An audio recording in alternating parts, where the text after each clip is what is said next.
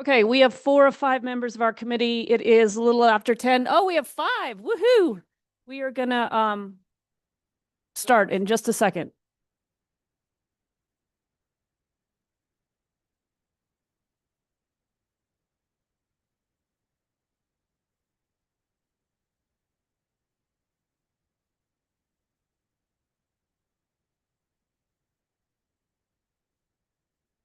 All right, not sure who's working in the IT back of the house. We appreciate you. Let me know when we can go live. Madam Chair, we are live. All right, then are we ready? Not quite. We'll wait for our director to find her chair because she takes the role.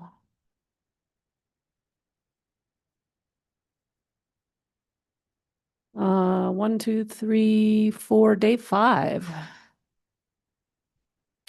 Okay, I'm calling us to order at 10:05. Can we get a roll call, please? Certainly, Madam Chair. Councillor Cassett. I'm here. Councillor Faulkner. Here. Councillor Lindell. Councillor Lee Garcia. Here. Chair Maraworth. I'm here. Madam Chair, you have a quorum. Terrific. Can you tell me, do we have any changes to the agenda? Pretty straightforward. Madam Chair, no changes to the agenda from staff. Motion to approve. We have a motion and a second to approve the agenda. All those in favor, aye. Anybody opposed? That motion passes. Let me just catch up here. Here we are. This is the day I want. All right. So, just for a roadmap, we have one budget, kind of a big one, Public Utilities Department. We have been taking lunch. We do only go till 2 o'clock today, I think. So we'll see how it goes. If we need to come back after lunch, we will. Or maybe we'll run a little bit over, depending on how we go. But we'll just kind of see. But typically, we've been taking lunch around noon. But we do only have one agenda, and then we are breaking at 2. And of course, we have a full night ahead. So with that, welcoming the members of the Public Utilities Department. Thank you for being here. Really appreciate it. Director Oster. Madam Chair, I just have one note regarding the presentation slides. The presentation materials that Director Roach is going to be presenting are slightly different from what you'll see in the packet, and we're working on getting that updated. But I just wanted to flag for you that you will see a little bit of a difference, and we're working on getting the updated presentation slides onto Civic Clerk. Okay, and is it possible to just email the members of the committee right now or not? Yes, Madam Chair, we can do that. Okay, that'd be great, just so we can, sometimes it's hard to see some of the graphics and stuff, so. Okay, with that, I think we're set. Everybody set? All right, Director Roach, welcome. Thank you for being here. Please, when you, if you need to refer to members of the department, or if members of the department come up to answer questions, please introduce yourselves. We, of course, are familiar with you. We work with you, but anybody watching later or now may not always know who you are. So if you just make sure to introduce yourselves as it's appropriate. So thank you and good morning. Good morning, Madam Chair, members of the committee. Thank you for your time and attention this morning. I wanted to introduce the proposed operating budget for FY26 for the Public Utilities Department. A quick overview of the department. It's divided into 4 divisions, and 3 of those are enterprise funds of water, wastewater, and environmental services. Those 3 enterprise funds collect all the revenues they need to operate, and they also provide the funding for the Utility Billing and Administrative Services Division. The division directors are here today, and I wanted to briefly mention them. For the Water Division, we have Jonathan Montoya here. Thanks, Jonathan. For the Wastewater Division, we have Michael Dozier here. Thanks, Mike. For Environmental Services, we have Deborah Trujillo. Thanks, Deborah. And for Utility Billing and Administrative Services, we have Nancy Jimenez. Thank you. in public utilities, we have more than 260 funded positions, and revenues are predicted this year to be nearly $84 million. And this is one of the spots that's slightly different, perhaps from the slide deck that was sent is I wanted to compare that to the last actual spending numbers we have, the last audited spending numbers we have from the operations budget. And that's on the order of $57 million for FY23 and $66 million for FY24.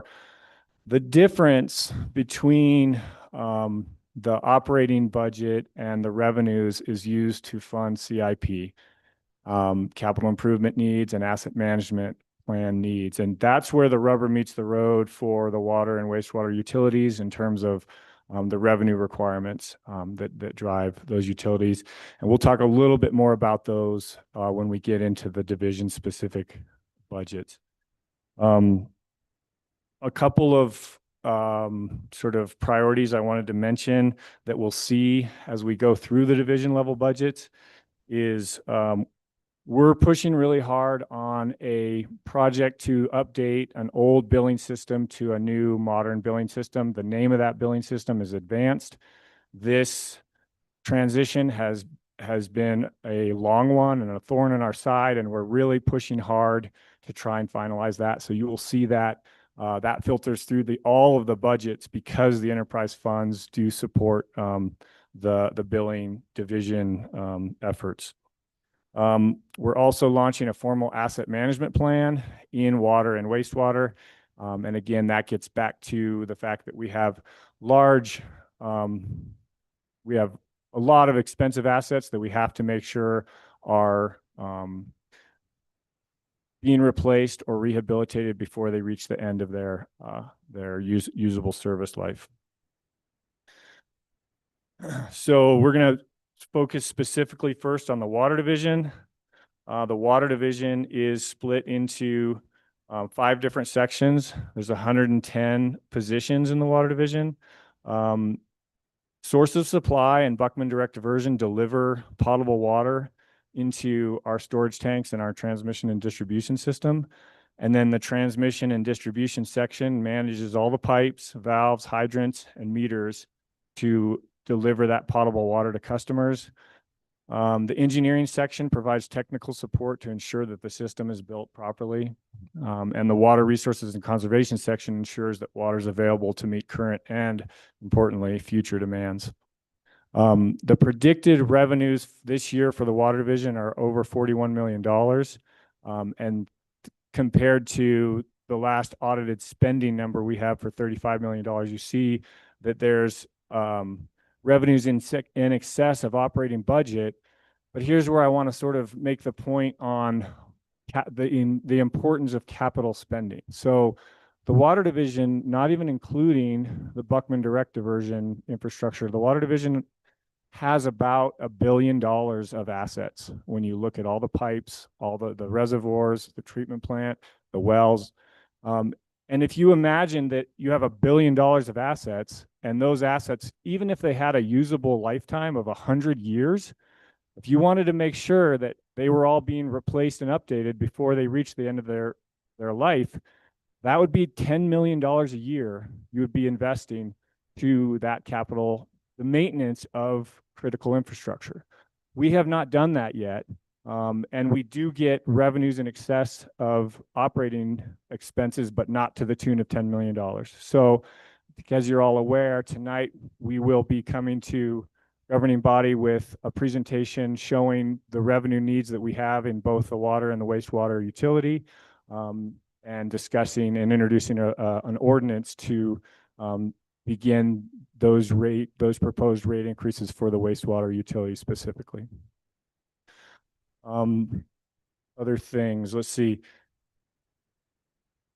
Yeah, that's a good overview on the water division. And then in terms of the water division actual operating budget, I just wanted to sort of call out that the sort of increase in the proposed budget compared to the base budget that we had for FY25 is largely attributable to the increase in needs by utility billing. And again, that's a result of this push to implement advanced billing system. Personnel and the money we pay to BDD for water and the money we pay to utility billing together represent almost 60% of the water division's budget. And would mention again that we're standing up a formal asset management program that will have schedules of when we need to be replacing every piece of our infrastructure going out several years so that we have the ability to formally keep up with the infrastructure needs and this is to be proactive rather than reactive to infrastructure needs. We're also standing up a backflow prevention program, which is best practice for water utilities. And we have some exciting work on data dashboards and long-range water planning in the works. On the wastewater division side of things, there are 69 positions across 5 sections. Collections does that. It collects and conveys wastewater to the Paseo Real Reclamation Facility. Plant operations ensures treatment to applicable standards at that facility.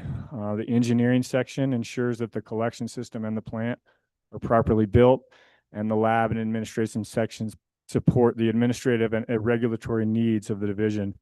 The predicted revenues for the wastewater division this fiscal year are $21 million, and the operations budget spending for the last audited year we had, being FY24, was $15 million. So again, you see revenues in excess of operations, but again, this is all about capital improvement and maintaining our critical assets. And in the wastewater division specifically, we're estimating a minimum of $180 million of capital improvement needs at the plant over the next 5 years. And that's really the driver of proposed rate increases that we'll hear more about tonight. Looking more specifically at the budget breakdown, it's fairly flat year over year from the base budget to the proposed budget. And I guess I'll mention here, and I think you all are familiar with this, the base budget doesn't quite match the original budget the original budget for 25 that's in the budget book is different than the base budget. So our year over year changes are a little different than what you might see in the budget book. And that's because it's a little bit of apples to oranges. We're comparing the base budget to the proposed budget here. And the operations budget is for wastewater didn't really only change 2%. Operations and maintenance and personnel together add up to almost 70% of the wastewater operating budget. And really the focus with the operations budget in addition to the capital budget at wastewater is to maintain compliance at Paseo Real after upsets in 2024. We have made a lot of progress there, and we are compliant with E. coli requirements. We've been compliant since October of 24. The focus really in wastewater is developing information so that the governing body can make an informed decision on whether we rehabilitate the existing infrastructure or we build a new plant. And at this point, there's too much uncertainty in both of those numbers for us to, we feel, bring that to the governing body for decision. And we're working on improving the uncertainty on both of those numbers so that we can make the best possible decision, because it's a large decision, hundreds of millions of dollars at stake. And there is a large focus, especially at wastewater, on recruitment, training, and development of personnel. The third enterprise fund is the Environmental Services Division. There's 73 positions spread across 4 sections. Residential recycling and refuse and the commercial sections all operate and maintain a fleet of trucks to collect trash and recycling from city customers. And then the administration and customer service section support the internal needs of the division. Keep Santa Fe Beautiful and sustainability are also currently part of the ESD admin and customer service section. But here's a good place to point out that merging water conservation and sustainability into a utility level group that operates across the utility and beyond is a priority for fiscal year 26. Predicted revenues for this enterprise fund for this fiscal year are $22 million. Compare that to an operations budget actual spending in 24 of $16 million. And you see again that we have revenues in excess of operating budget, but again, capital, that's where the rubber meets the road in these enterprise funds. In terms of the recommended budget, there's a 4% operating budget increase from the base budget of 25, and that is all attributable to increases in personnel and utility billing. Personnel, landfill fees, and new vehicles together make up almost 60% of the operating budget for ESD. And there is a focus in this fiscal year on completing design for a new administrative and maintenance facility. And again, this would be funded out of CIP. And a big focus in this fiscal year is increasing capacity and public outreach related to recycling drop-off locations. That brings us to the last of the divisions. And again, this is the division that's supported by transfers from the enterprise funds. There's 41 positions in this division, and they're spread across 5 sections. Customer service assists with all the user needs associated with receiving and paying for utility services, in addition to receiving service from us. Billing and collections ensures accurate and timely billing and collection of overdue bills, and the cashiers receive the actual payments. PUD admin provides internal services, administrative services to the department as a whole. In terms of the breakdown of that budget, here it's just broken down into sort of 4 bins, and what you see is a significant increase related to contractual services, and that really all boils down to 2 large contracts. There's a $2.5 million contract in place with IT Connect for advanced billing system implementation, and there's a $1.7 million contract in place with Advanced itself for the billing software implementation. So large portions of those are sort of one-time spending as we push hard to make the transition to this new utility billing software. Personnel and these contractual services together add up to 74% of this proposed budget. And with that, I will stand for questions, and I'll probably take any questions that occur at a high level and refer more detailed questions as appropriate to division directors or staff. Thank you, Director Roach. You are the interim public utilities director. I'm curious, just before we go to questions, perhaps the city manager can give us an update on where we are in terms of hiring a permanent replacement. We are under contract with the recruiter who has posted the position. The flyer is available, and we've just started to receive some applications. So shouldn't be too terribly. Great, thank you. Questions from the committee? I'm guessing, Councilor Lindell, you have questions, and I'm going to start on your end. Still looking at the new packet. Okay. Yeah. All right. Councilor Faulkner? Councilor Cassett?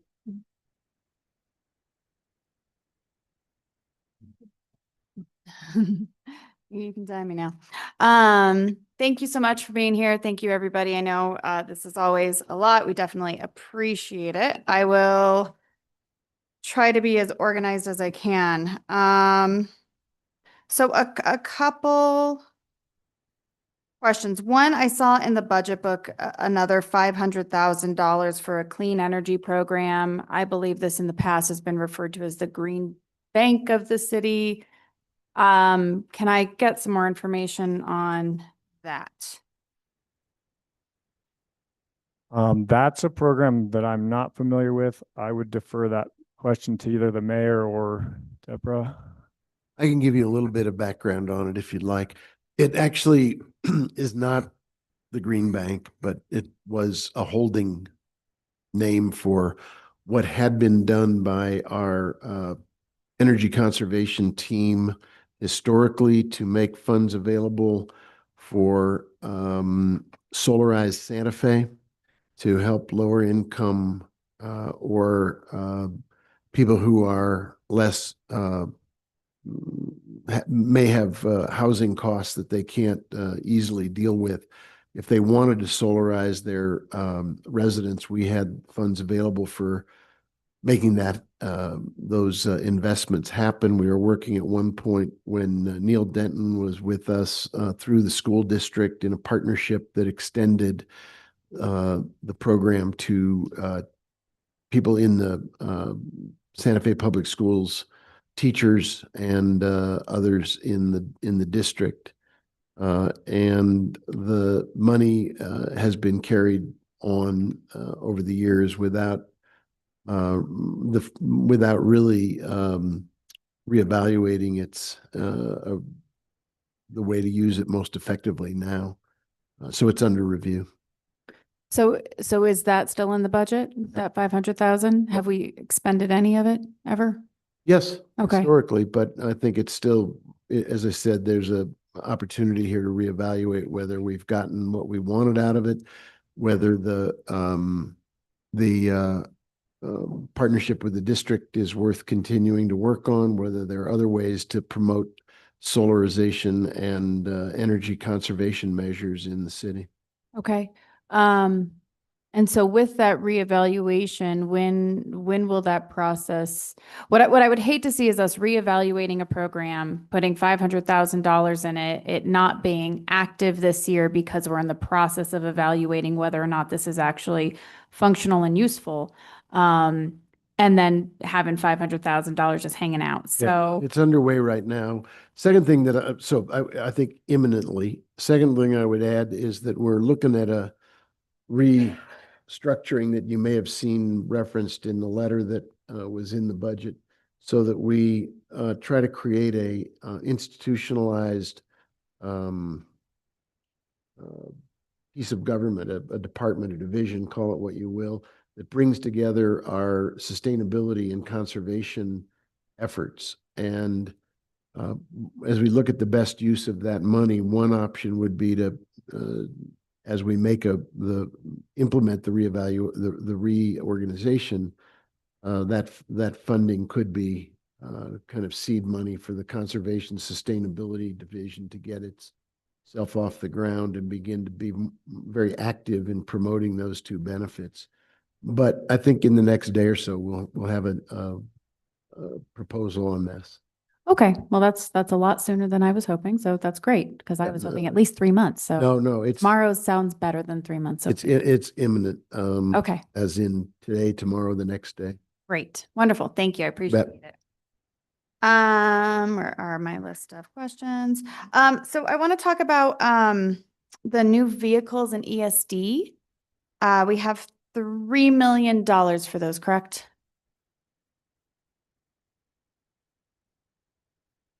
Deborah, just remember to introduce yourself. Good morning. My name is Deborah Trujillo. I'm with the Environmental Services Division. Councilor Cassett, yes, those $3 million is going to go to replace several vehicles. I shouldn't say several, about 4 vehicles, probably 2 side loads, 1 front load, and I think another support vehicle. Could be a special collection truck What we're trying to do now is we put in the budget every year replacement. We have like a replacement schedule. And so these vehicles will be able to get rid of the old vehicles and replace them with newer vehicles. Wonderful.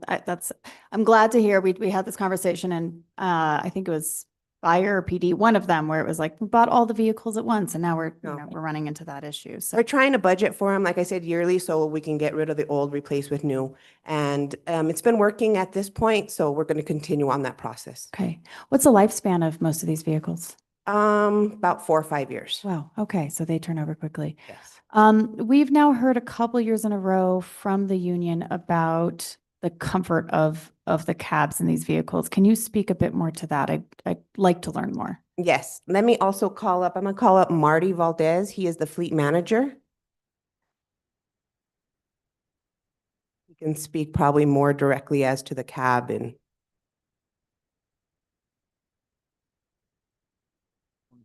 Morning. You're going to have to talk right into that mic in order to be heard. We can hear you in the chamber, but people who are watching or listening can't unless you're speaking. So welcome. Thank you for being here. Morning. My name is Martin Valdez. I just recently stepped into the vacated position of Lawrence Garcia. And I just found out about this situation 2 days ago. Oh, okay. So I we're really don't working have together. a firm answer for you, but I have reached out to all my third-party facilities because looking for the best solution, the best that's going to last a good long time and be worth our money. Mhm. It's going to take like this ask is something like should be done at the facility where they're manufactured.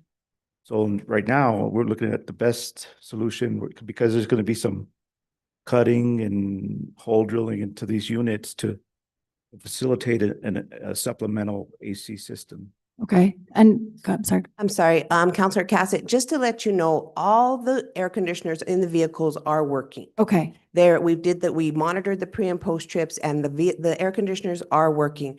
What the union is asking for is supplemental air I conditioners. see. Because the engine block sits in the cab of the truck, So which when these trucks are running 7, 8, 9 hours, it's gonna get hot in there. So after evaluating the pre and post trips, we realized that one truck doesn't have air conditioning.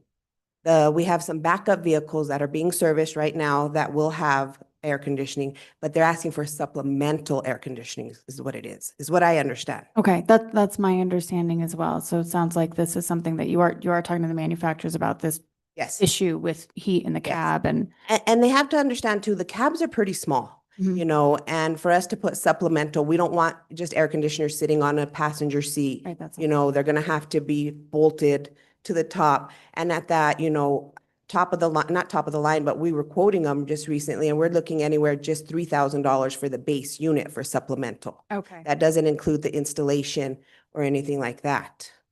Okay, thank you. I appreciate it. And thank you for looking into this. And we definitely want our staff to be comfortable. And again, as long as we're buying new trucks, I don't know if the technology has improved.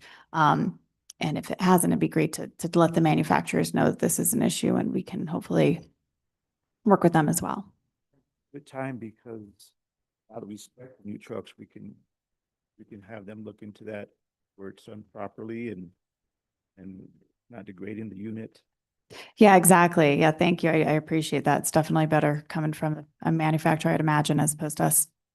Counselor, while you're looking at your list of questions, can I Yes. just, so are these trash and recycling or one or the other or both?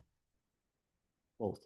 Both, okay. We're gonna try to accommodate all the units. We just want to find, because they're all different, like you're stating, best approach because of the debris and the liquid waste that might fall on these units and stuff. We want to, make sure it's gonna endure all that. Right. Do they make electric versions of either of these things? They do, but. I imagine, I probably- know that's a capital Yeah, cost that. They do, that's a whole- but more durable units are tied into the vehicle's electrical system. But I'm just curious where the engine is on an electrical version in terms of, and how, On an electrical unit? yeah, I've never seen. yeah, I haven't either. I know they're making electric school buses, but didn't know if it's risen to this level yet. We had plans once the city of Albuquerque purchased one or two, we were gonna go and look at it, see what, how they're, how they keep up on the road Yeah. routes. Yeah, no, that's a whole different kettle of fish. Just curious. All right, back to you, Counselor Cassett. Thanks for letting me. Anytime.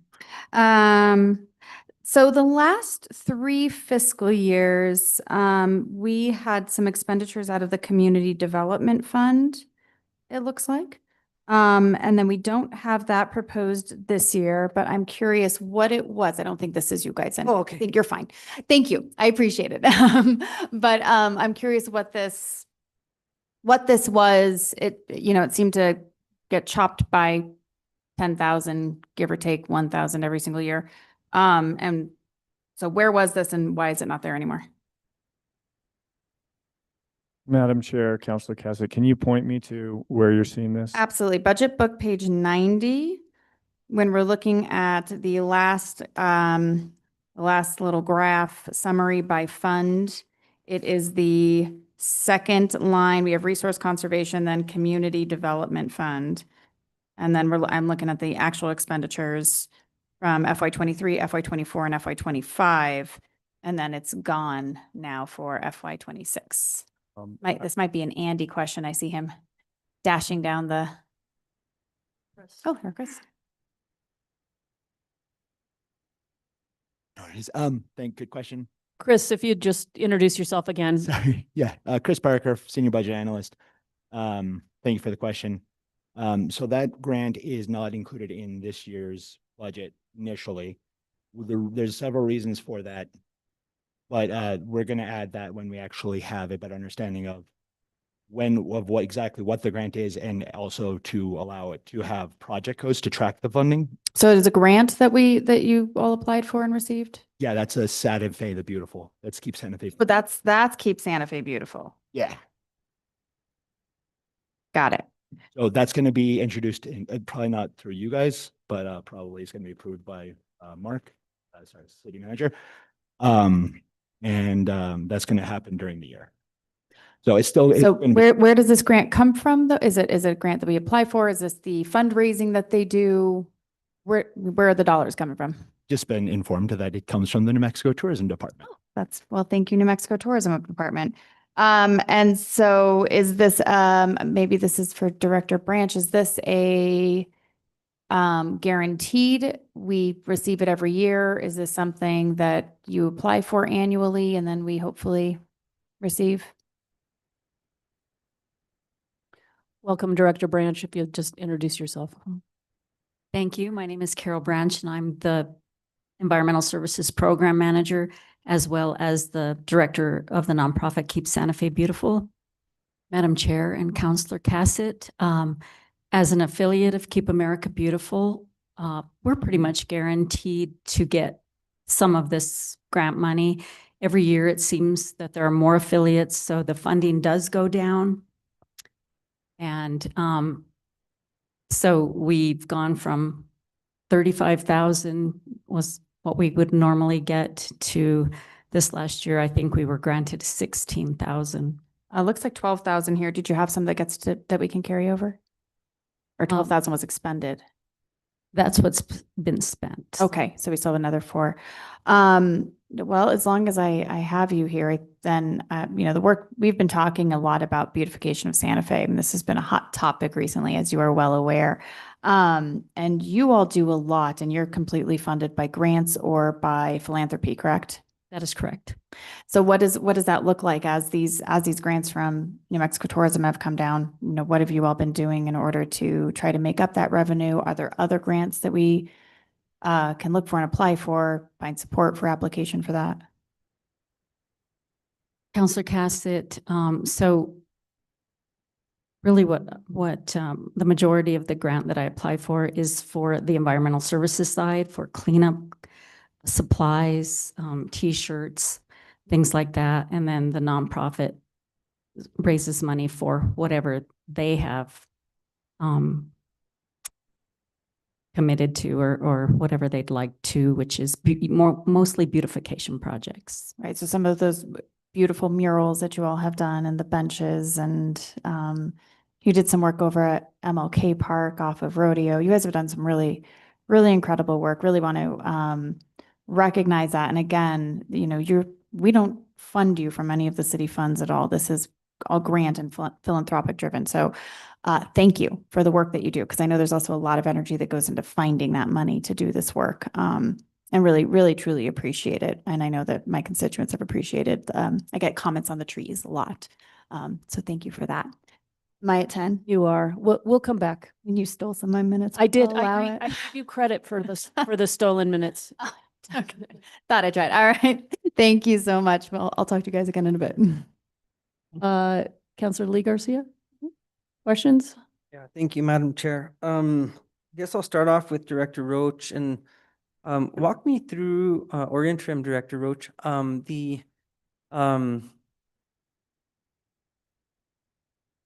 kind of going through your presentation in regards to explaining how each enterprise fund, your income, what you're bringing to the table, how it, what your expenses and revenues are, what your costs are for each department, and then how that funnels back into the utilities department in regards to how you operate there.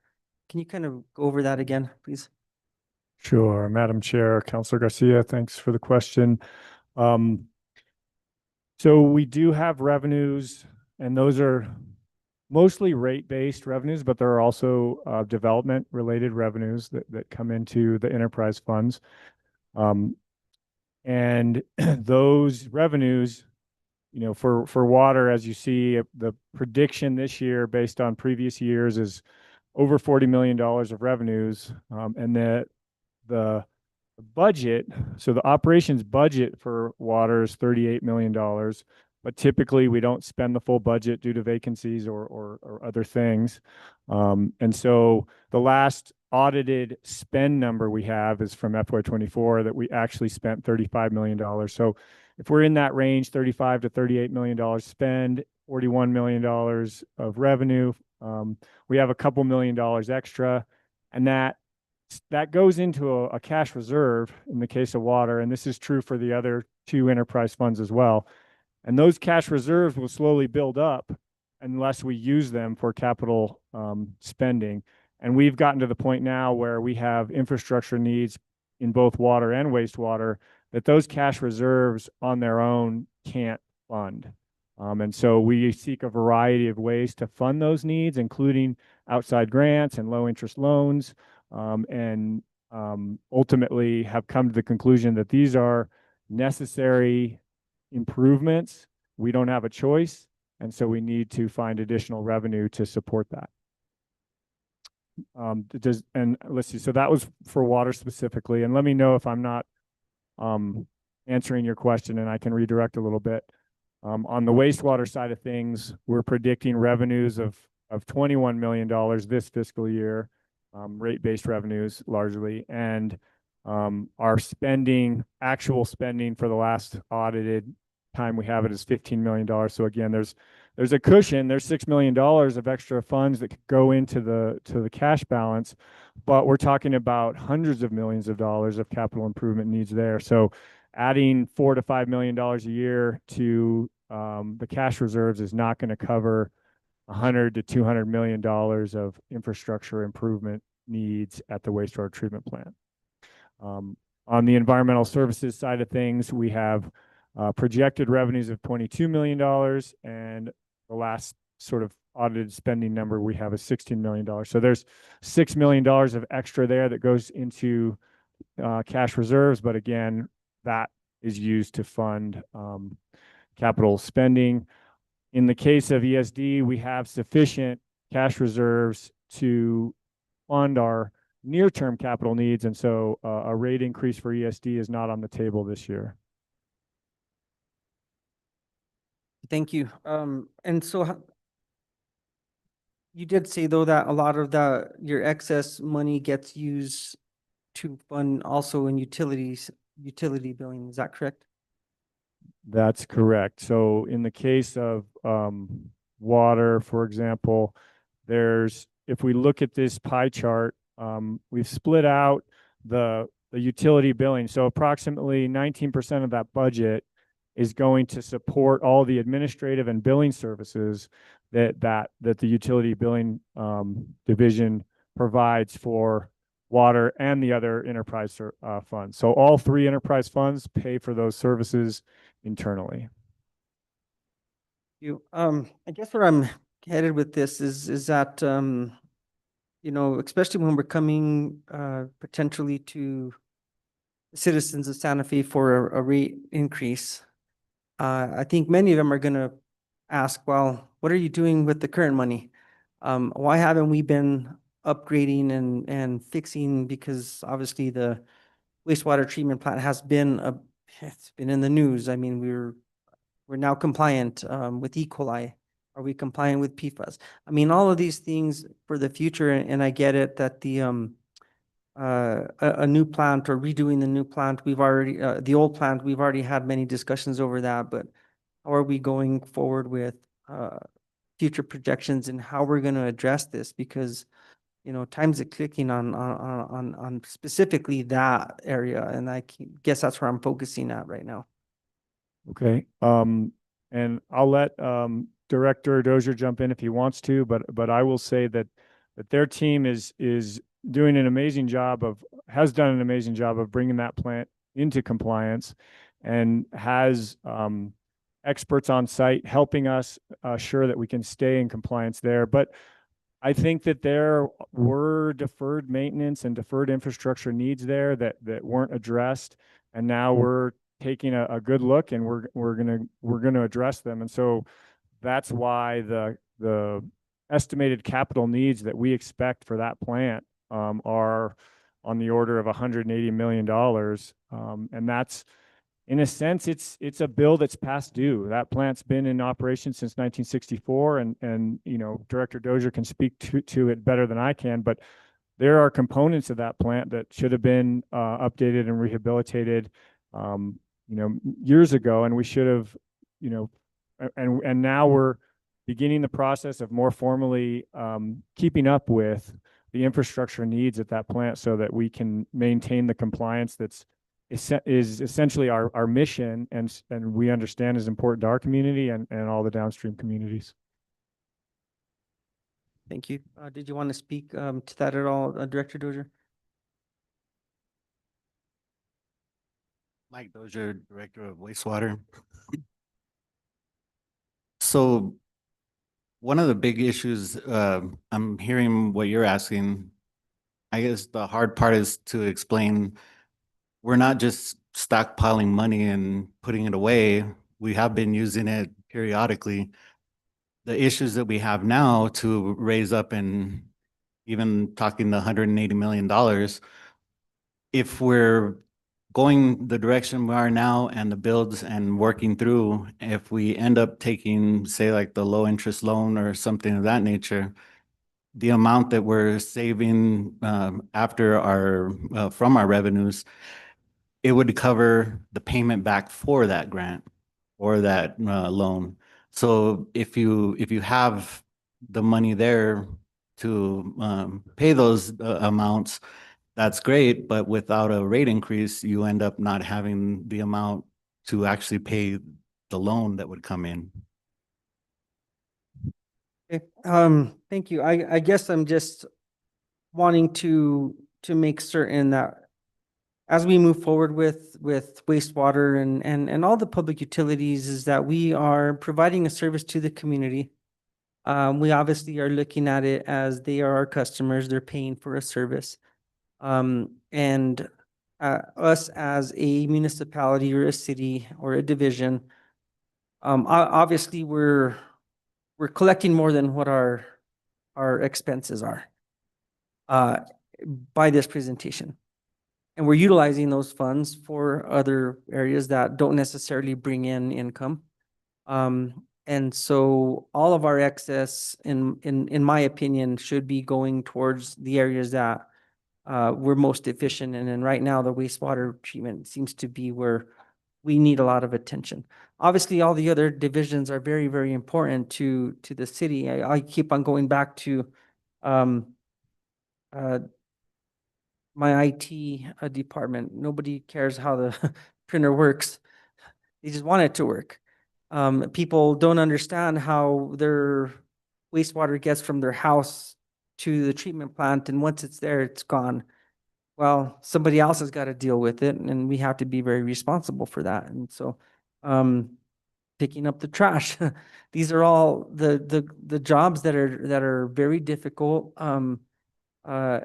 In such a large spectrum of things, and we do have to look at it operationally as how do we operate and look at it from as a government. We're not in it to make money, but it's got to be solvent, and we also have to look to the future of how we're going to sustain these departments. And so I think probably my time is getting near the end, so I will yield my questioning for now, but I appreciate the input. Thank you. City Manager Scott, did you want to jump in here? Just a little, Madam Chair, Counselor. Just a little bit. One of the difficulties in doing an overview presentation is that we don't really dwell down into the nitty gritty. And certainly as we're looking at such issues as rate increases, we're going to have to demonstrate the whole detail to people. And as I looked at the numbers that Director Roach presented for each of the divisions or each of the enterprise funds, it actually overstates the amount of the surplus, so to speak, that we have, because he's comparing the last audited results, which didn't include any of the compensation increases, for instance. So the actual amount is smaller. And then secondly, we're spending that as we go, not only for the funding of wastewater treatment plant, but all the other parts of the system that have to be upgraded and repaired, and so the funding gets spent on an active basis in a lot of different ways.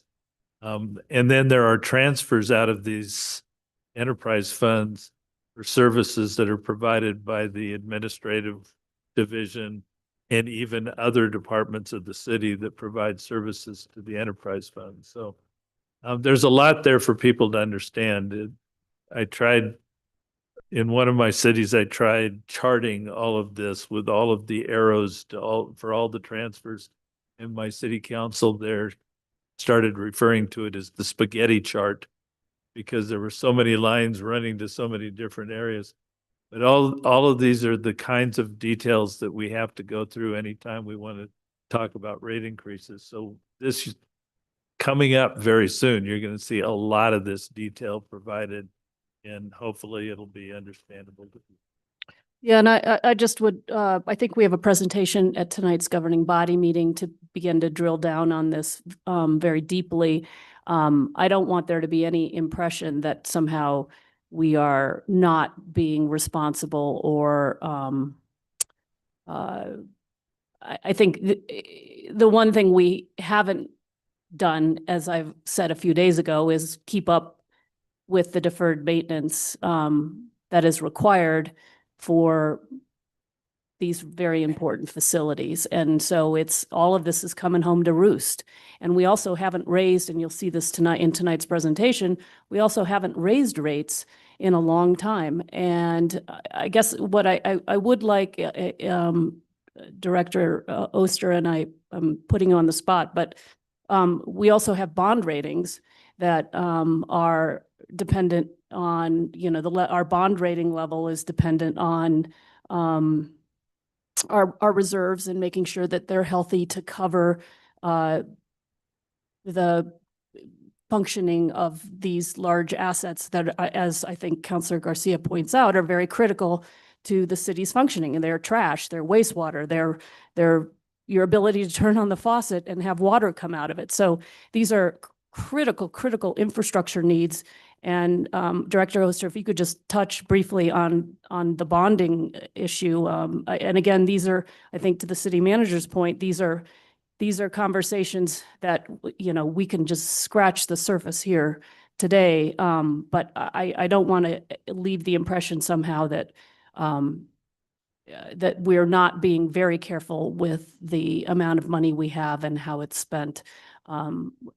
If anything, we're not keeping up with the infrastructure needs and bringing in the revenue we need to cover it. And so with that, Director Oster, could you just touch on the bonding piece of this?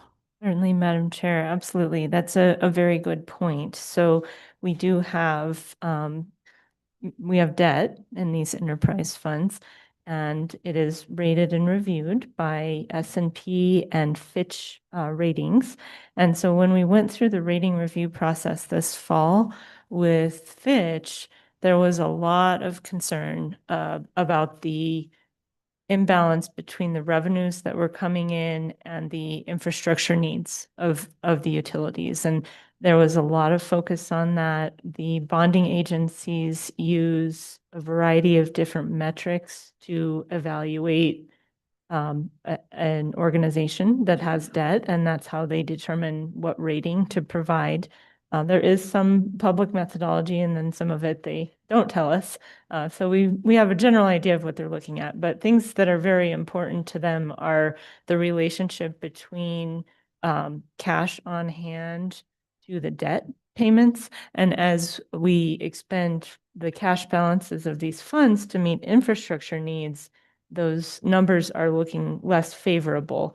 But with the proposed rate increases that will be discussed later today, that will help bring that into balance. So I think what I would say in regards to bond ratings and debt in general are that when we borrow, we agree to certain conditions, covenants, requirements around minimum cash balances, days cash on hand. You know, there's quite a few different things that we agree to.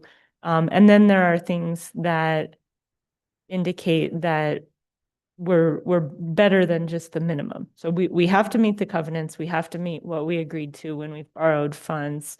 And then we also want to do better than that. And historically, the utilities have done better, and the ratings are very good. Have a AAA rating in water and a AA+ rating in wastewater, which are great. And we're vigorously defending those ratings. We want to maintain those ratings. And in order to do that, we need to address that imbalance that the rating agencies noticed and that we know is there as well between financing the long-term capital needs of the utilities and the revenues that are coming in today. Thank you. And just one other question, Director Roach, do we have, there are reserve requirements, right? That are dictated maybe by state law, or by us, or by the bonding agency, or by, who, somebody clarify that. Madam Chair, with regard to the debt, there are requirements both in the covenants for specific outstanding debt about minimum levels of cash reserves. And then when the rating agency is reviewing us, they have targets for certain ratings. So in order to retain that AA or AAA rating, you have to have a ratio that's at or above a certain level. And Madam Chair, I would just add to that, that in the last couple of years internally, we have dropped our cash on hand requirement from 360 days to 270 days, partially as a way to try and access some of that cash as we invest in infrastructure. And I think sort of summarizing a lot of these comments, and I may not have done a good job of it, the true cost of running a water utility and a wastewater utility is more than the operating budget. It's operating and capital, and we need to pay the true cost for capital expenses. And at the moment, we don't have the rates to support that. Yeah, and Madam we'll be talking more about that. Director Oster. Thank you. If I could add that in the last rating review cycle, we actually had concerns from the rating agency about exactly what Director Roach just said, which was that the deferred maintenance and the lack of investment in capital improvements was concerning to them as well. Right. So they want us to be investing in our infrastructure in a sustainable way, and they want us to do it in a way that we can afford. Right. And again, I said it a few days ago, the city has not been keeping up with deferred maintenance for decades. This is why we're in the situation we are. This is these funds, assets are a prime example of what I was speaking about a couple days ago. So, and Director Roach, I think what I was thinking is that the operations, it's 300, what did you say, 365 days? You have to basically, this is a reliability standard, right? To make sure that you can provide these services, that you have the cushion, I guess. Madam Chair, I think you're referring to the cash reserve. Yeah, that We yeah. maintain 270 days of operating budget on hand as a cash reserve. Yeah, that's what I was thinking of. Mayor, I think you wanted to weigh in here as well. Yeah, I think obviously we're going to deal with or have an opportunity to talk about this at great length tonight with the presentation that'll be in front of us. But it's a nice opportunity to do a little bit of a pregame warm-up, if you will. A couple of things I think are worth noting. Madam Chair, you've been talking about the past a little bit, what we have or haven't done historically, but I think there's another time frame that the budget doesn't capture. The budget is, as I've said about other issues, a snapshot, not a movie, not a motion picture. What this budget is about and what we'll learn tonight, the increase in rates are about, is the future. We're really trying to invest today's residents' dollars for future residents' wastewater and water capabilities, and to make sure that we don't run into a problem in the future as new generations step up to take on the responsibility either of being a city council member or a responsible resident of Santa Fe, that the equipment and the output of that equipment is in the best possible working order that we can provide. So we are making challenges today, perhaps in terms of rate increases, with the promise of future benefits for residents to come for decades. The other thing that's worth pointing out, while we have had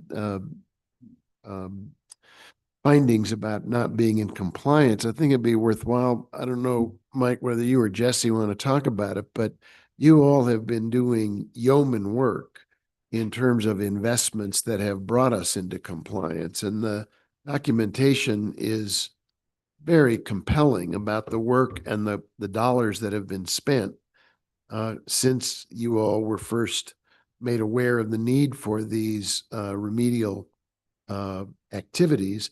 And you've been filing, I believe, quarterly or more frequent reports with the authorities at the different governmental levels to document exactly how many millions of dollars the city has put toward making improvements in these infrastructure workings. That is really what we're doing in the short term. And when it was first brought to the governing body, you all characterized it then as, this is work we have to do right now. This is not optional. It is imperative that we have an action agenda to address the immediate need. And the governing body supported it. We all voted for it. We acknowledged that it was expensive, but needed to happen. Now what we're talking about is the work to go forward so that for generations to come, the infrastructure will be there so that we will not only be in compliance, but our residents will have the certitude that the city government is making wise capital investments for their benefit at I think you said $36 a year is the average cost to increase, $3 a month to their bill. I mean, we're talking about a shared small incremental increase for a huge capital benefit for the future that will make sure that the city's needs are met and the residents' needs are met, and that they can feel like the things they care most about, which is water quality and compliance with regulations, will be in place. But I don't know if you have at your fingertips the dollar amount that's already been spent, but it's non-trivial, the amount of money you all have put forward on behalf of making sure that in the short term, there was an immediate action agenda and we weren't leaving anything to chance. Maybe if you don't have it now, you could share that information with not only the finance committee, I think everybody on the governing body would like to know that as we take up this presentation tonight. Mr. Mayor, thank you. That's an excellent point, and we should have that number on hand.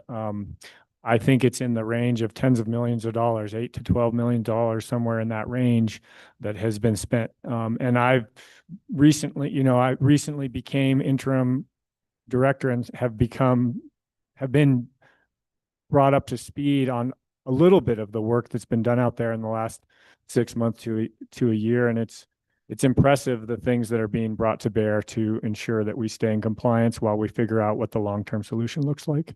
And I think you also recently were the beneficiary of a free evaluation done by an external consultant. And I think sharing that document as well with members of the governing body, again, as we prepare for this conversation tonight and beyond tonight, the individual who went out and did a site visit came back with really a rave review of all the work that has been done, that you all have done, and the work that you've done to address the immediate short-term critical needs, as well as speaking to some of the things that you were able to address that needed to be taken on sooner rather than waiting for the rate increase to take place.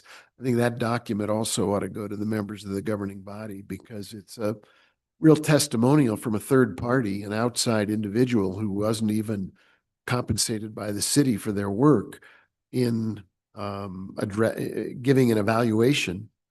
And as I said, basically rave reviews for all the work that you all have been doing. So please share that as well. Maybe the city manager can do that.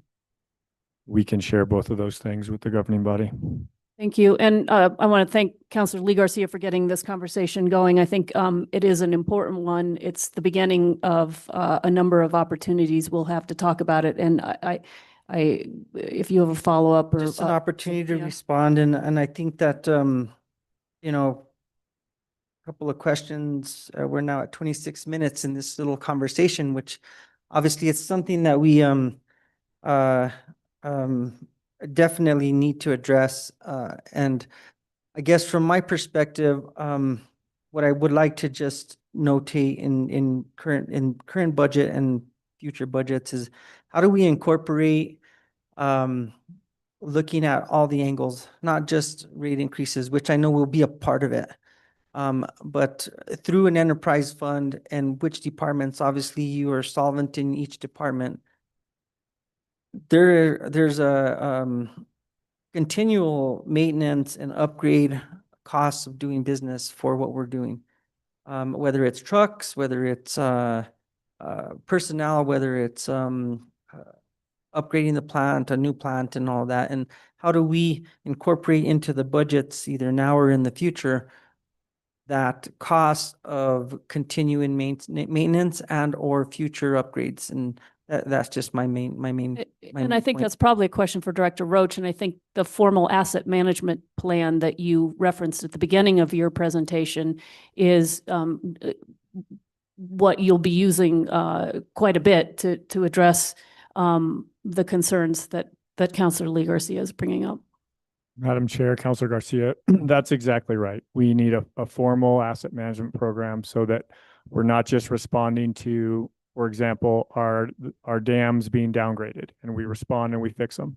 And we do, in the water division, there is an asset management plan that was developed, but it was a static desktop study, and it said, what's the age of your infrastructure? What's the criticality of your infrastructure? And you weigh what's the likelihood of failure versus the consequence of failure. And if the consequence of failure is high and the likelihood of failure is high, those are the things you prioritize, of course.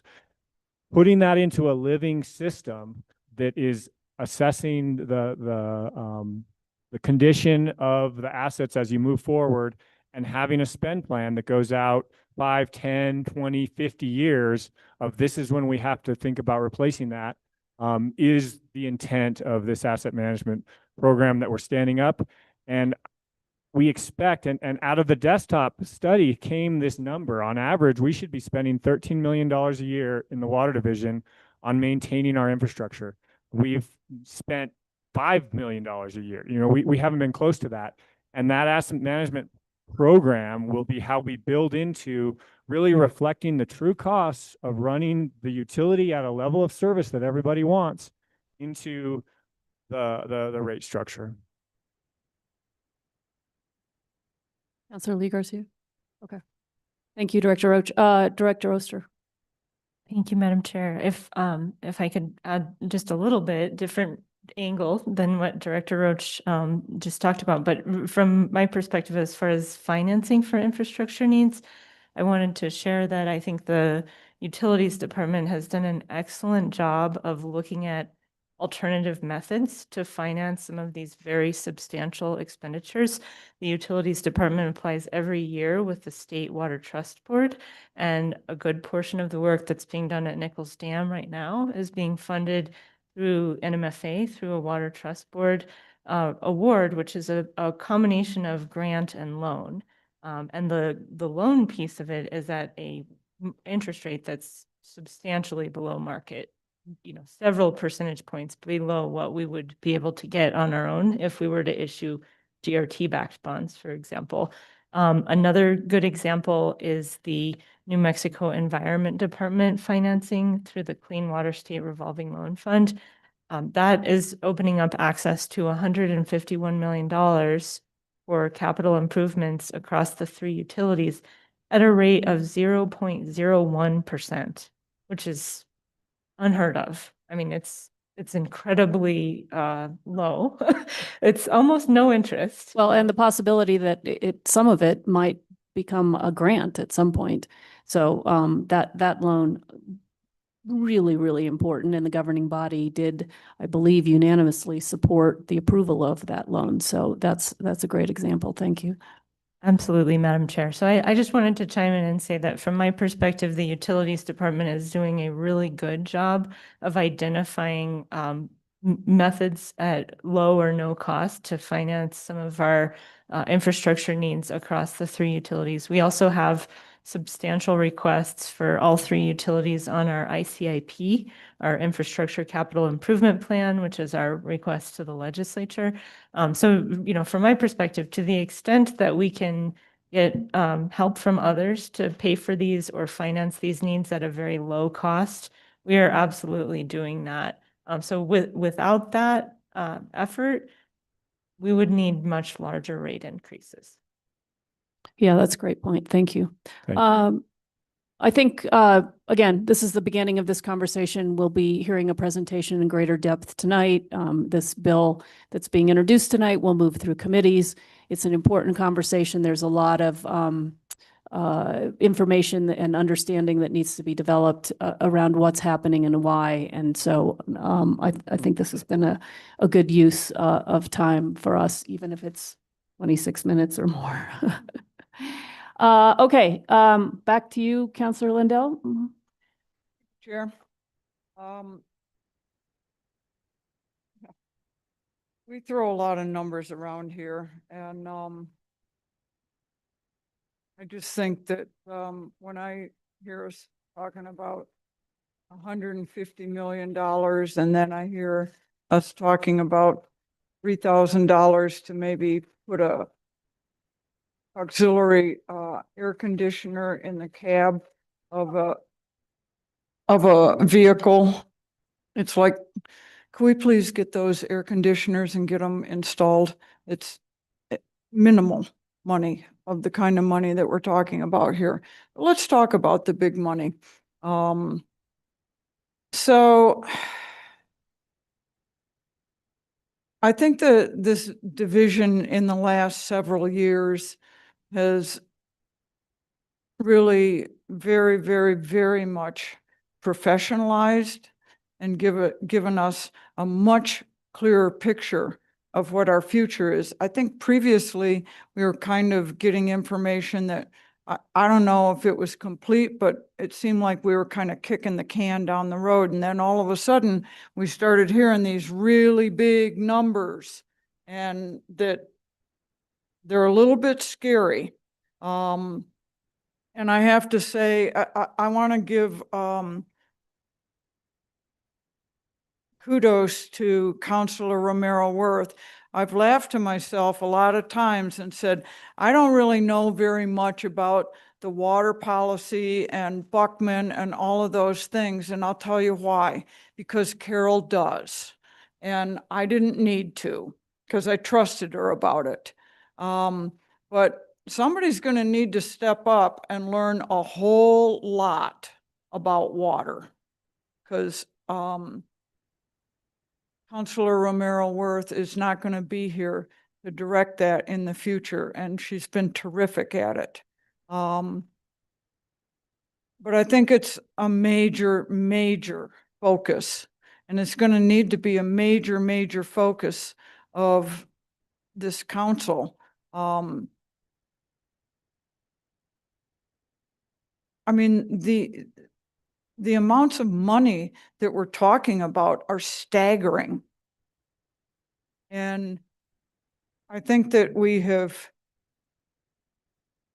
in the past probably not had the information, because I don't think that we would have ignored it.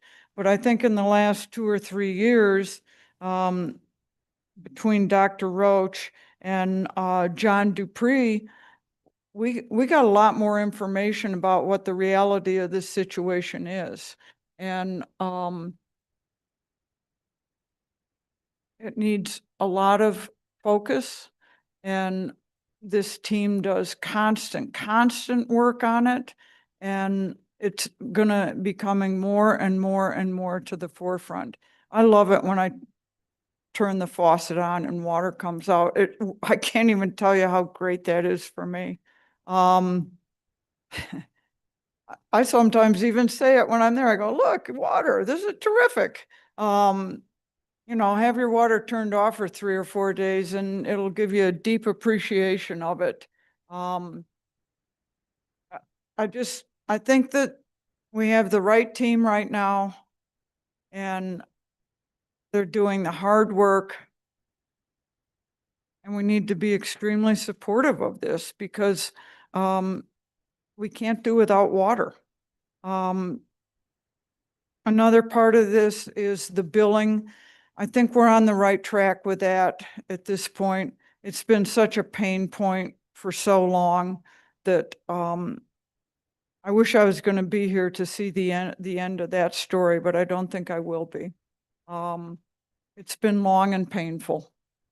But I think we're on the right track now.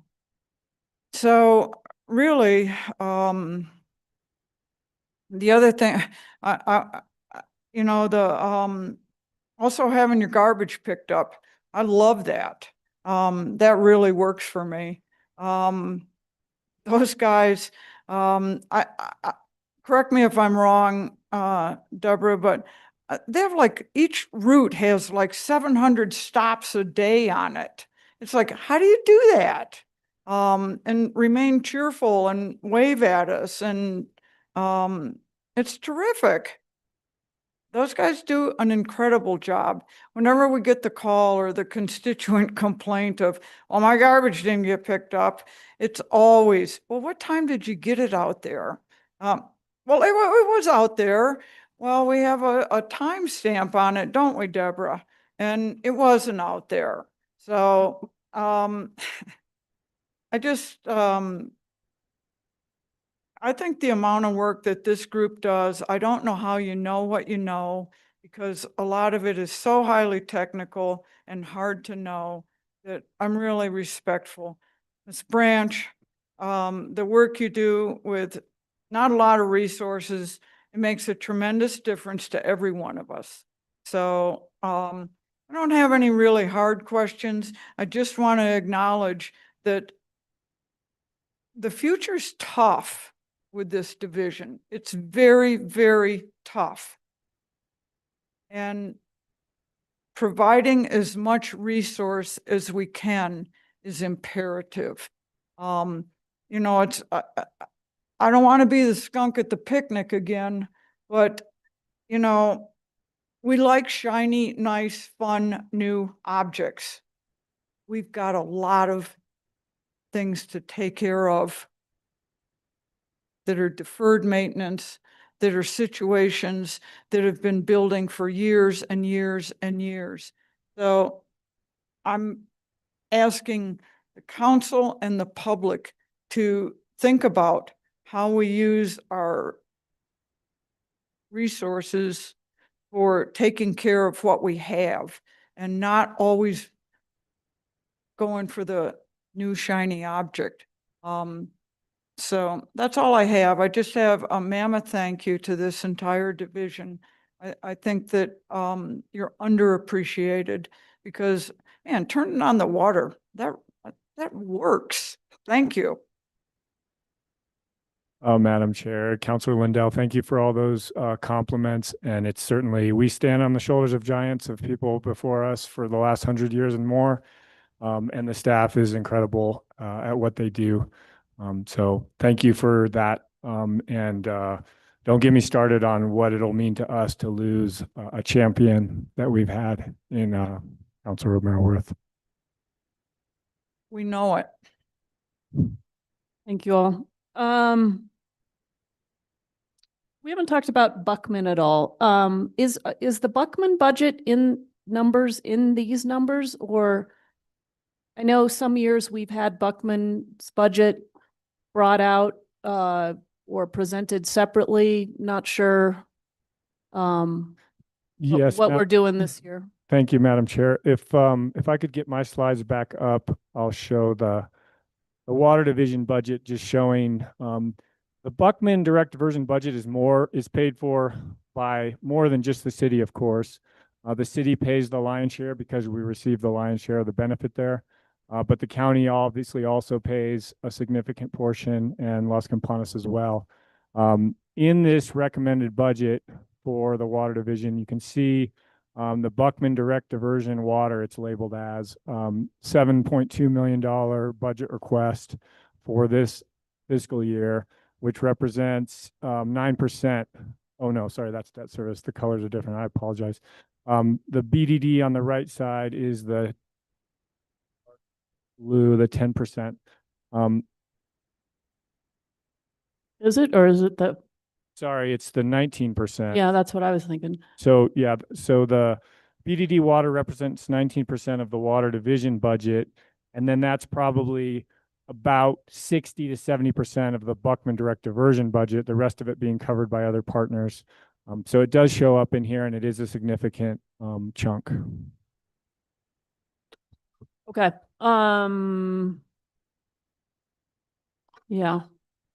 And I guess to your point, that facility is governed by a board made up of the county, the city, and Las Campanas. And those are the partners you were speaking of, and they all contribute to that overall budget. So we are just approving the portion that we provide to that facility in this budget. Madam Chair, that's correct. And that number lines up with their proposed budget that has all the detail in it and will be also reviewed at some point by the governing body, is my understanding. Okay. Or by the board. Yeah, it's already been reviewed by the board, and then it goes back to the city and county for approval at those two levels. And then the one thing it didn't contain when it was presented to the board was the increases for staff, which of course are city employees, which we now know to be 3%. So it'll go back to the board to be approved now that, well, once the city and county approve, and now that we have that other number. I don't know. Mr. Hopkins, did you want to add anything? I see you guys. Thank you, Madam Chair. I was just going to point out to you, in the handout we gave you on Monday, the other operating costs by department. On page 8 of that, on the second line of that spreadsheet, you will see a line that says underwater, BDD source of supply, $7.2 million. That represents the figure that Jesse was talking about, the city's contribution to BDD. That does not include the counties or the Las Campanas contributions or the entire BDD budget. That is just the city water utilities share of those costs. It's my understanding we usually get the BDD's full budget sometime around late May, early June, and then we put it in first quarter. The same with SWAMA, because they have a separate budget process. You don't tend to see them in our budget book. We will be bringing a bar forward in the first quarter of the year with the entire BDD budget in full, as well as the SWAMA budget. Okay, thank you. I just think it's important for everybody to understand that budget, that facility, and then SWAMA, of course, is another example of a regional facility, one that we do in cooperation with the county. Let's see, I think I still have a few more minutes. Can you paint the picture a little bit more on the sustainability division? I think it's called out as a priority in the mayor's letter. I think there's some interesting synergies and work that could be done with this concerted effort. Maybe just give a little bit more detail on that. Madam Chair, thanks for the question. And Christine Chavez, who's the head of the water conservation section, is here she may want to expand on my response, but I think generally under the leadership of the mayor and we have, and Christine as well, have seen some synergies between water conservation and sustainability, both in terms of sort of the overall goal of using less of a precious resource, whether it be water, whether it be energy, whether it be landfill space. Those things are synergistic, and the sort of methods that each of those groups uses to reach out to the community and to provide services to, within the department or within the city, there's a lot of synergy there. And so the idea is to combine the water conservation efforts and the sustainability efforts, and perhaps several of the other kind of messaging focused efforts together into a single group within the department that would have a little bit of a larger scope.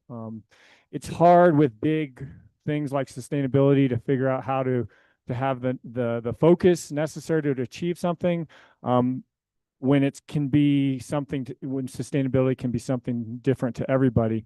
But the idea is to put that group together and try and align those synergies in a way that we can try and provide services across the department and potentially into other departments within the city.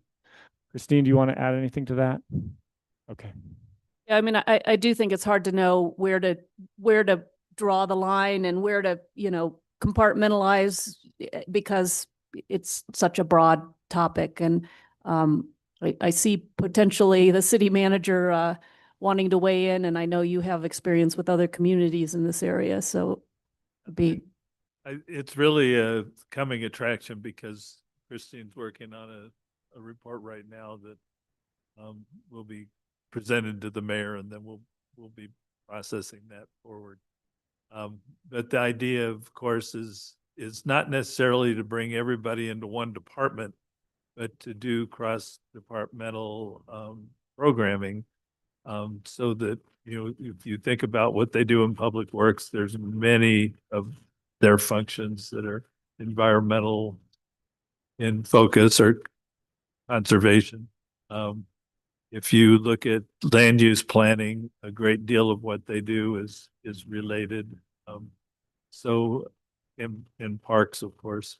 So we have real opportunity, we think, to put programmatically all of these functions into such a way that we can educate the public and ourselves and do a better job for the community. And it seems to be something that this community stands for.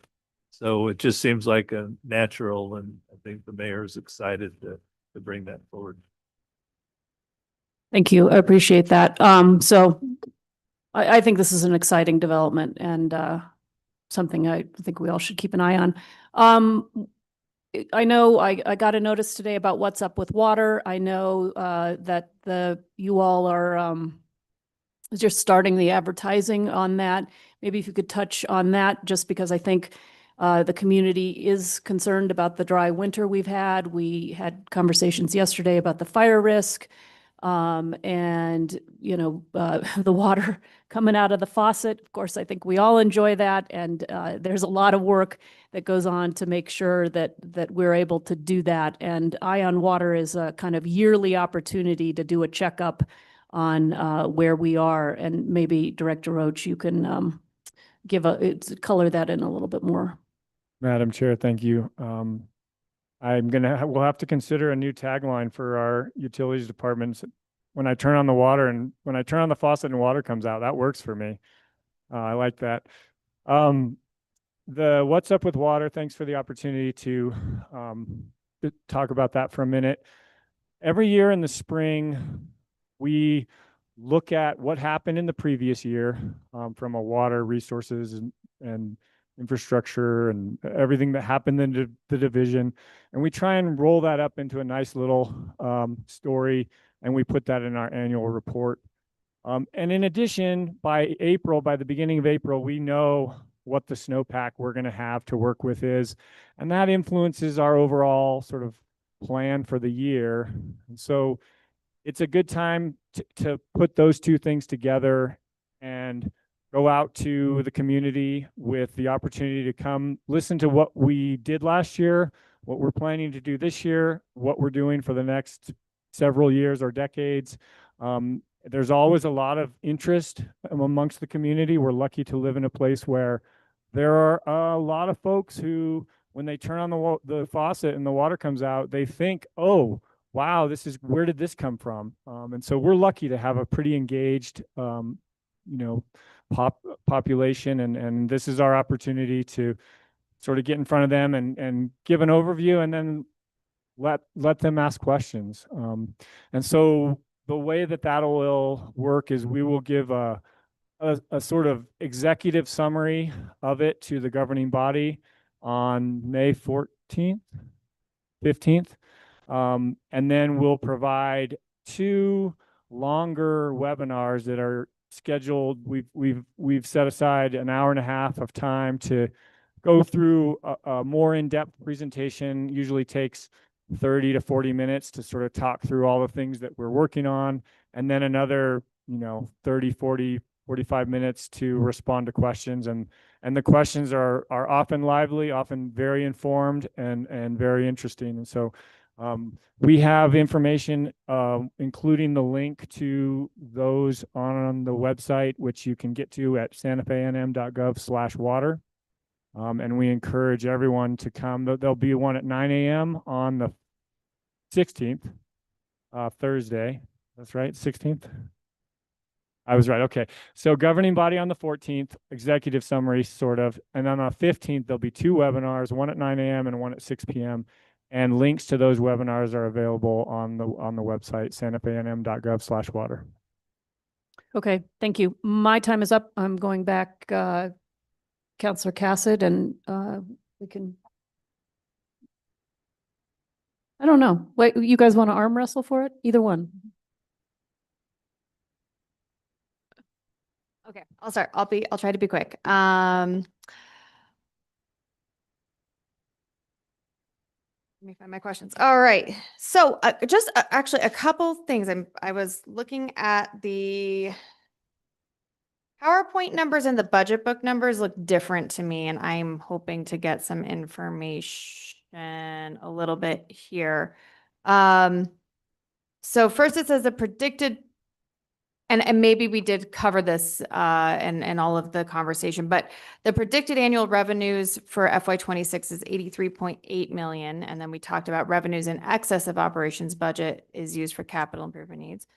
But right now in the utilities proposed budget, we're at 100 5.7 million. What am I missing in this discrepancy?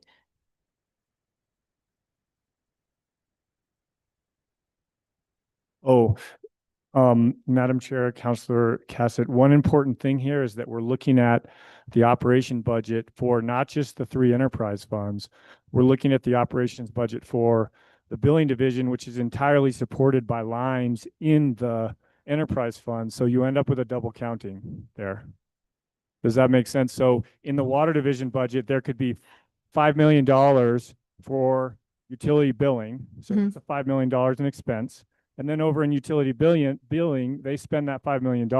And so there's $10 million there of budget, but it's double counted.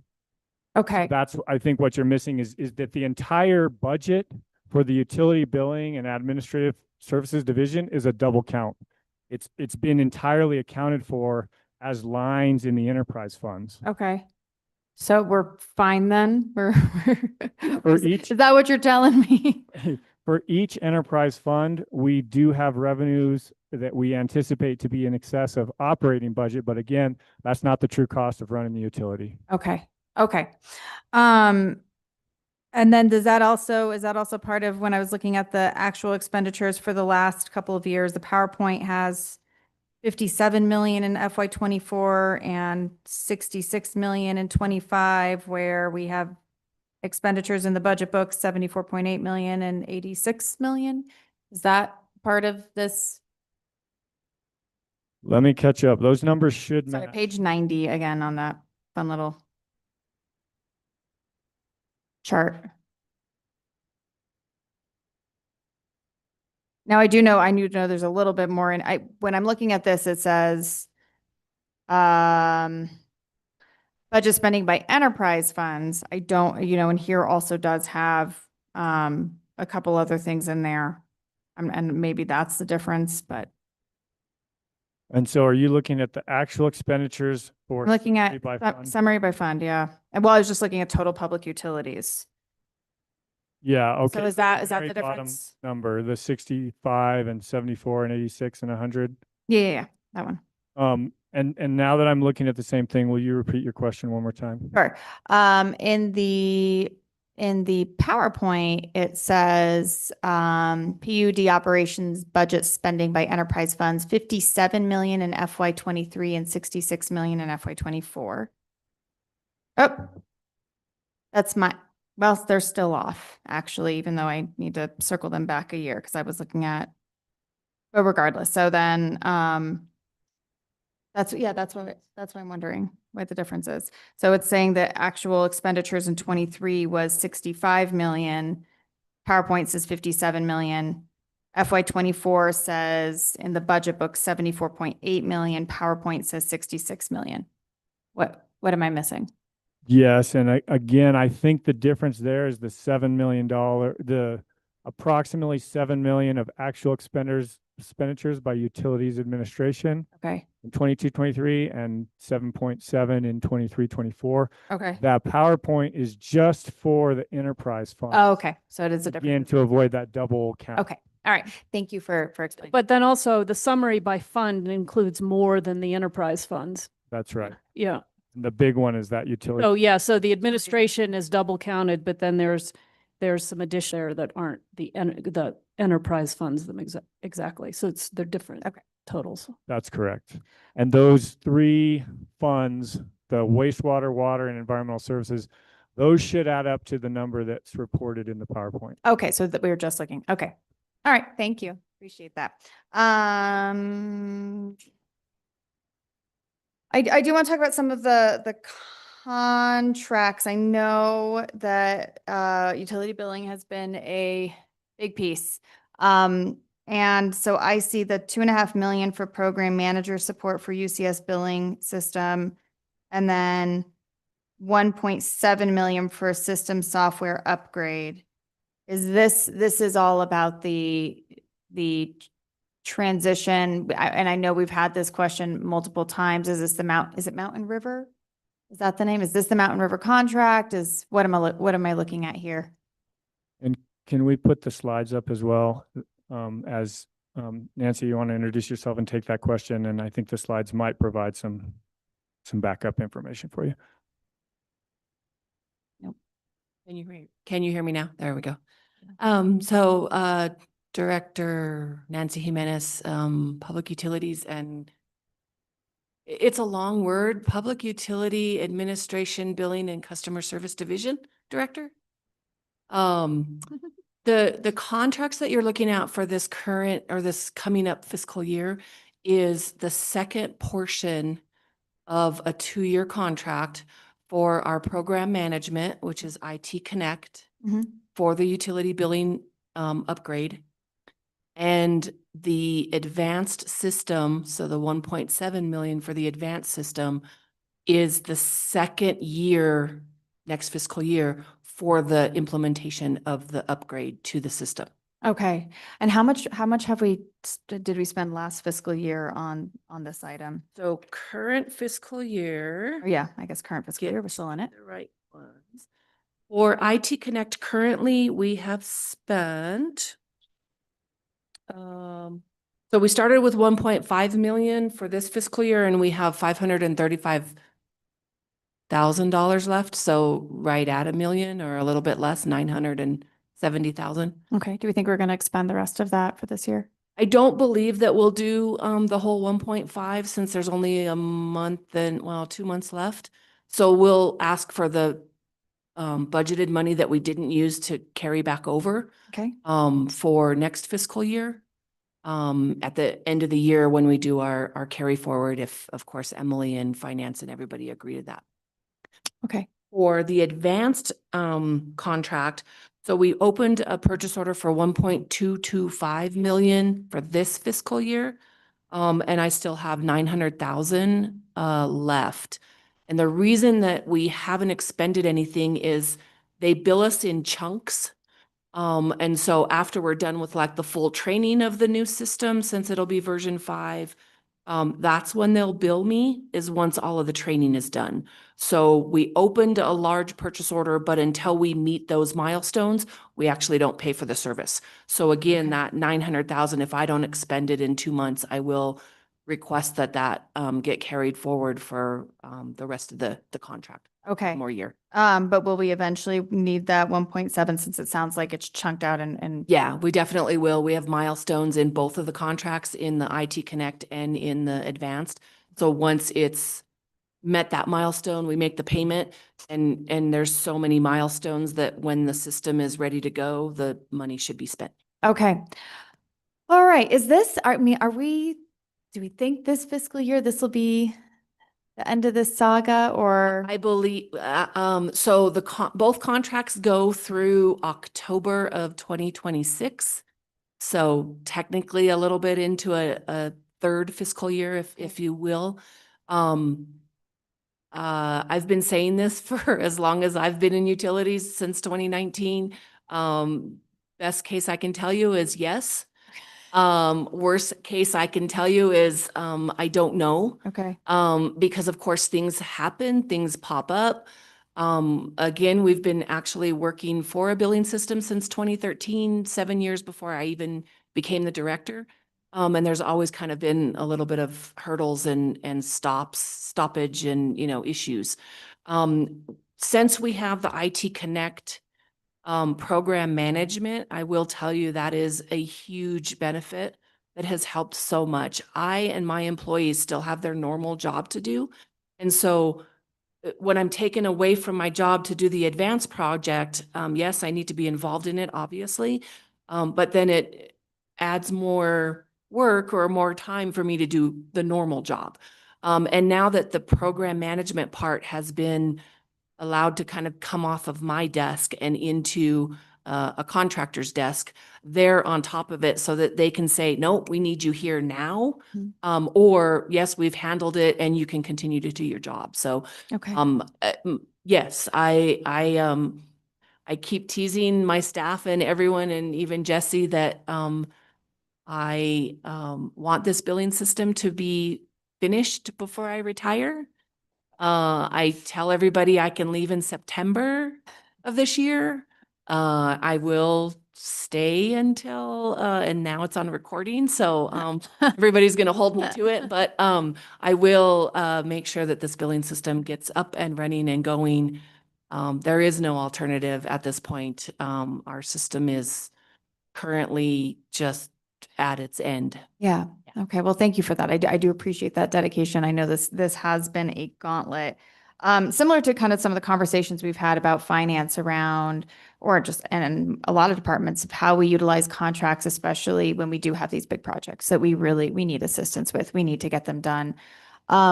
After this, is this going to be a situation where we're going to need a contractor to continue to support this, or does it really get to come in-house once this, large implementation process and training is completed? So twofold, there's always a maintenance agreement that will, need to continue with the advanced system. And that maintenance agreement is also, of course, any upgrades, any, program things that they do on their side, because they've got so many other businesses that have asked for, a different kind of billing aspect, or a different little, quirk or whatever. So there will still be a maintenance every year that will need to be paid for the advanced system. It will be in the cloud, so there will be, that kind of maintenance agreements that we will have to potentially have. The system itself, though, should be, as myself as an administrator, should be able to do rate changes or anything like that. If we do a structure change, which we'll hear about a little bit later, depending on if that gets approved, then we will have to do what I call minor contracts with the advanced company, so that they can restructure or reprogram the system. If we say, for instance, we go to a 3-tier system rather than the 2-tier that we have now. Those are the things that I can't, me as a programmer, I can't do, or even IT for that matter, can't do it.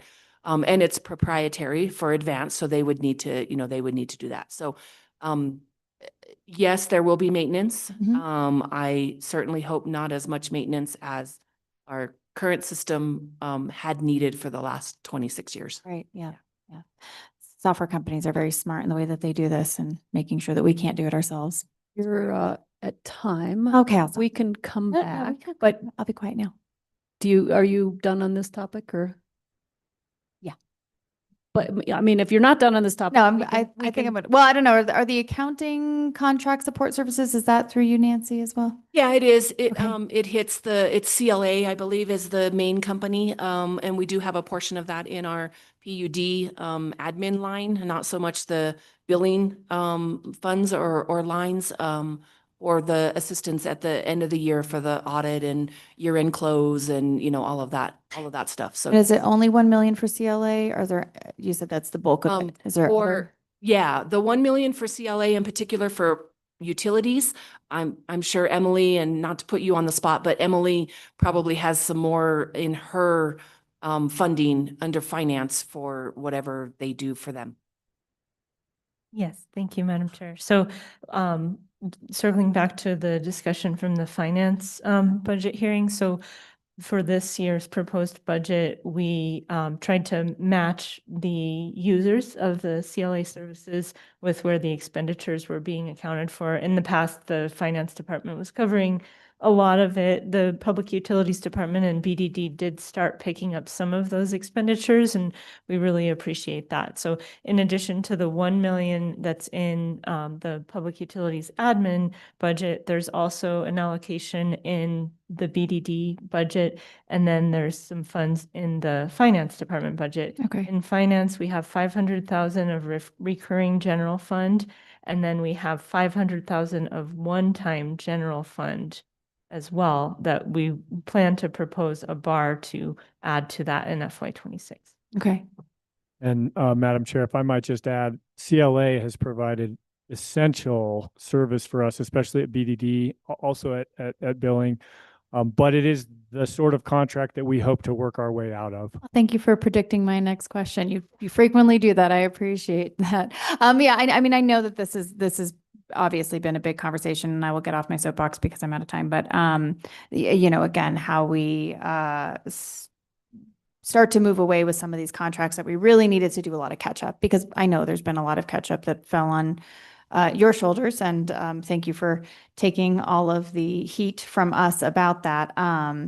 But you know, of course, it is dollars. So how we are able to move off those, really take some of these in-house and use them to supplement as necessary is something I'm eager to do. If I could add to that, we do have 2 additional financial analysts that we've either reclassed or moved around within the billing and PUD section. It's been a little bit hard trying to advertise, and not so much advertise, but get a qualified applicant for what we're asking for. And we hear that throughout the whole, city. Vacant positions are vacant, and it's hard to get anybody and things like that. So we are trying to help along with, getting rid of certain, I shouldn't say getting rid of, but reducing the costs for outside contractors in-house to, employees. You just, unfortunately, in some of these positions, you have to find the right fit. Yeah. And that takes a little while to find the right fit. Yeah, and it is important, because I think, there's also this aspect of, if we don't have the right people in place, we don't necessarily have somebody who's always on top of watching these things. And so snowballs, and then we Correct. show up here. So And we get I behind. if we have appreciate to that. Find a contractor. So yeah. Exactly. So I appreciate that work is being done. Okay, I will stop talking. Thank you. No worries, we can come back. Councilor Garcia. Oh, I'm sorry, Director I'm Oster. sorry. Sorry. Quickly before we move on, I just wanted to say that the city's audit is 100% dependent on ensuring that the accounting is caught up for public utilities, including BDD. So, this continued investment is essential to ensuring that the city stays on track for audits. So I really appreciate the partnership with public utilities, and I 100% agree. We're all trying to work to bring as much of this as possible in-house, but in particular, when there's turnover, I think BDD is a great example. We've had turnover in a key position that really manages a lot of the accounting and administrative work for BDD, and having CLA as a resource to step in there. I don't think it's an overstatement to say that is going to make it possible to get the FY25 audit done on time, because we can't finish the city's audit unless we have BDD's final information. So I don't want to belabor that point, but I just wanted to say that, continuing on that trajectory of on-time audits ensures that all aspects of the city's operations and our component units have the tools and the support that they need as well. Yeah, it's an excellent point. Thanks for flagging that. And just to be clear, BDD is a component unit of the city, and the audits are reliant on each other to be on time, both for BDD and for the city. And it is true that we did lose a critical employee in the financial aspects of running BDD, and that has been a difficult position to fill, and the person we lost was very knowledgeable. So having CLA fill that gap as we look to fill the position on a permanent basis, couldn't agree more, has to happen. So thanks for flagging that. Anything else on this topic? Councilor Garcia. Thank you, Madam Chair. And I know we're getting close to our lunch break hour, but and I don't want to go down another hour. I think we can. I think we're just about worn this out. So go ahead. I mean, if we need to go a little past 12, I don't know and that then it'll just not come back, that's fine as far as I'm concerned. Yeah, I'm okay with that. But so one of the questions I wrote down during your presentation was what does replacing the infrastructure look like? And that's when you were alluding to our water infrastructure, because you said something in regards to $10 million of investment per year. Is that that's just a ballpark estimate, or is that something that the department has been looking at? And this is going back to Councilor Lindell's comment about I turn the water on and we take that for granted. And when we have aging infrastructure, and we have what is that going to take? How long will it take to redo all this old infrastructure that time and time again, we're getting alerts that there's a water main that's busted, and the water department is there at 2 a.m. in the winter and doing a great job, fixing it. But how long can we sustain just chasing after repairs? Yeah, Madam Chair, Councilor Garcia, thanks for the question. I guess to clarify a little bit, I was just trying to give a sense that because we have $1 billion in assets, even if we are only refreshing 1/100th of them every year, that would be $10 million a year. That's not out of line. So this is just sort of high level back of the envelope. That's not out of line with what our asset management plan said when we inventoried all the pipes and all the valves and all the pumps and all the wells and looked at an overall average spend rate of, and this was 5 years ago, $13 million a year that we should be investing in the system to keep up with it. And we haven't got there yet. And that's where the asset management plan will be the formalized way of getting there. And it's, and again, it's looking at the likelihood of failure and the consequence of failure and putting those two things together so that you can prioritize what you replace and when you replace it. We are doing big stuff now. The Nichols rehabilitation that's going on right now, that's a $20 million project on a dam that's 80 years old. And we're going to do it again on McClure, which is a dam that's 100 years old. Those were things that needed to be updated about those dams that will give us another 50, 70, 100-year lifetime on big chunks of that infrastructure. There'll be other things that we'll have to look at in order to keep that infrastructure active.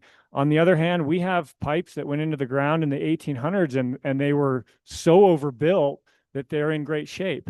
We have PVC pipes that went in the ground 20 years ago, or, there's certain pipes that went in certain areas are not good. And so we have to be replacing those actively. So figuring out what to replace and when and how much to invest is the key to that asset management program. And we expect that the magnitude just for water will be more on in the range of $10 to $15 million a year, not the $3 to $5 million a year that we've been investing so far. Thank you for that response. And again, to ensure that we are continuing to serve the public in the way that we are required, obviously, I'm really intrigued to see what future brings with this asset management plan, how that plan incorporates budgeting from our enterprise funds, because obviously we are doing that to not throw the load completely on always going out to bond, always going out to trying to find money, because I think if we're a little more responsible in our own areas, that can contribute to the overall, how do we continue to keep these assets in tip-top shape. And I think that's just the point I wanted to make, and always taking a look at the different areas that we can address and internally and externally. And that's my final comment. Thank you, Madam Chair. And Madam Chair and Councilor Garcia, if it's okay, I'll just use this opportunity to mention one of our contractual consultants that is the way you need consultants is when they do something that's so niche that you're not going to bring that expertise in-house. And so we do have a financial consultant that helps us every year. And every year, every enterprise fund looks at what is the 5-year plan spend and what are the revenue projections. And that's how we end up with this. We need to look at rate increases before we're out of money. So right now, the water division and the wastewater division have healthy cash reserves, but we're looking for rate increases because we're projecting out. And that's the help we get from these really, I'll say, excellent consultants. And one of those consultants will be available by Zoom tonight to answer specific questions. But we are looking every year, 5 years out, make sure. And that's where the asset management plan and the capital improvement plan, we have a 5-year capital improvement plan. This asset management program is going to make that more robust.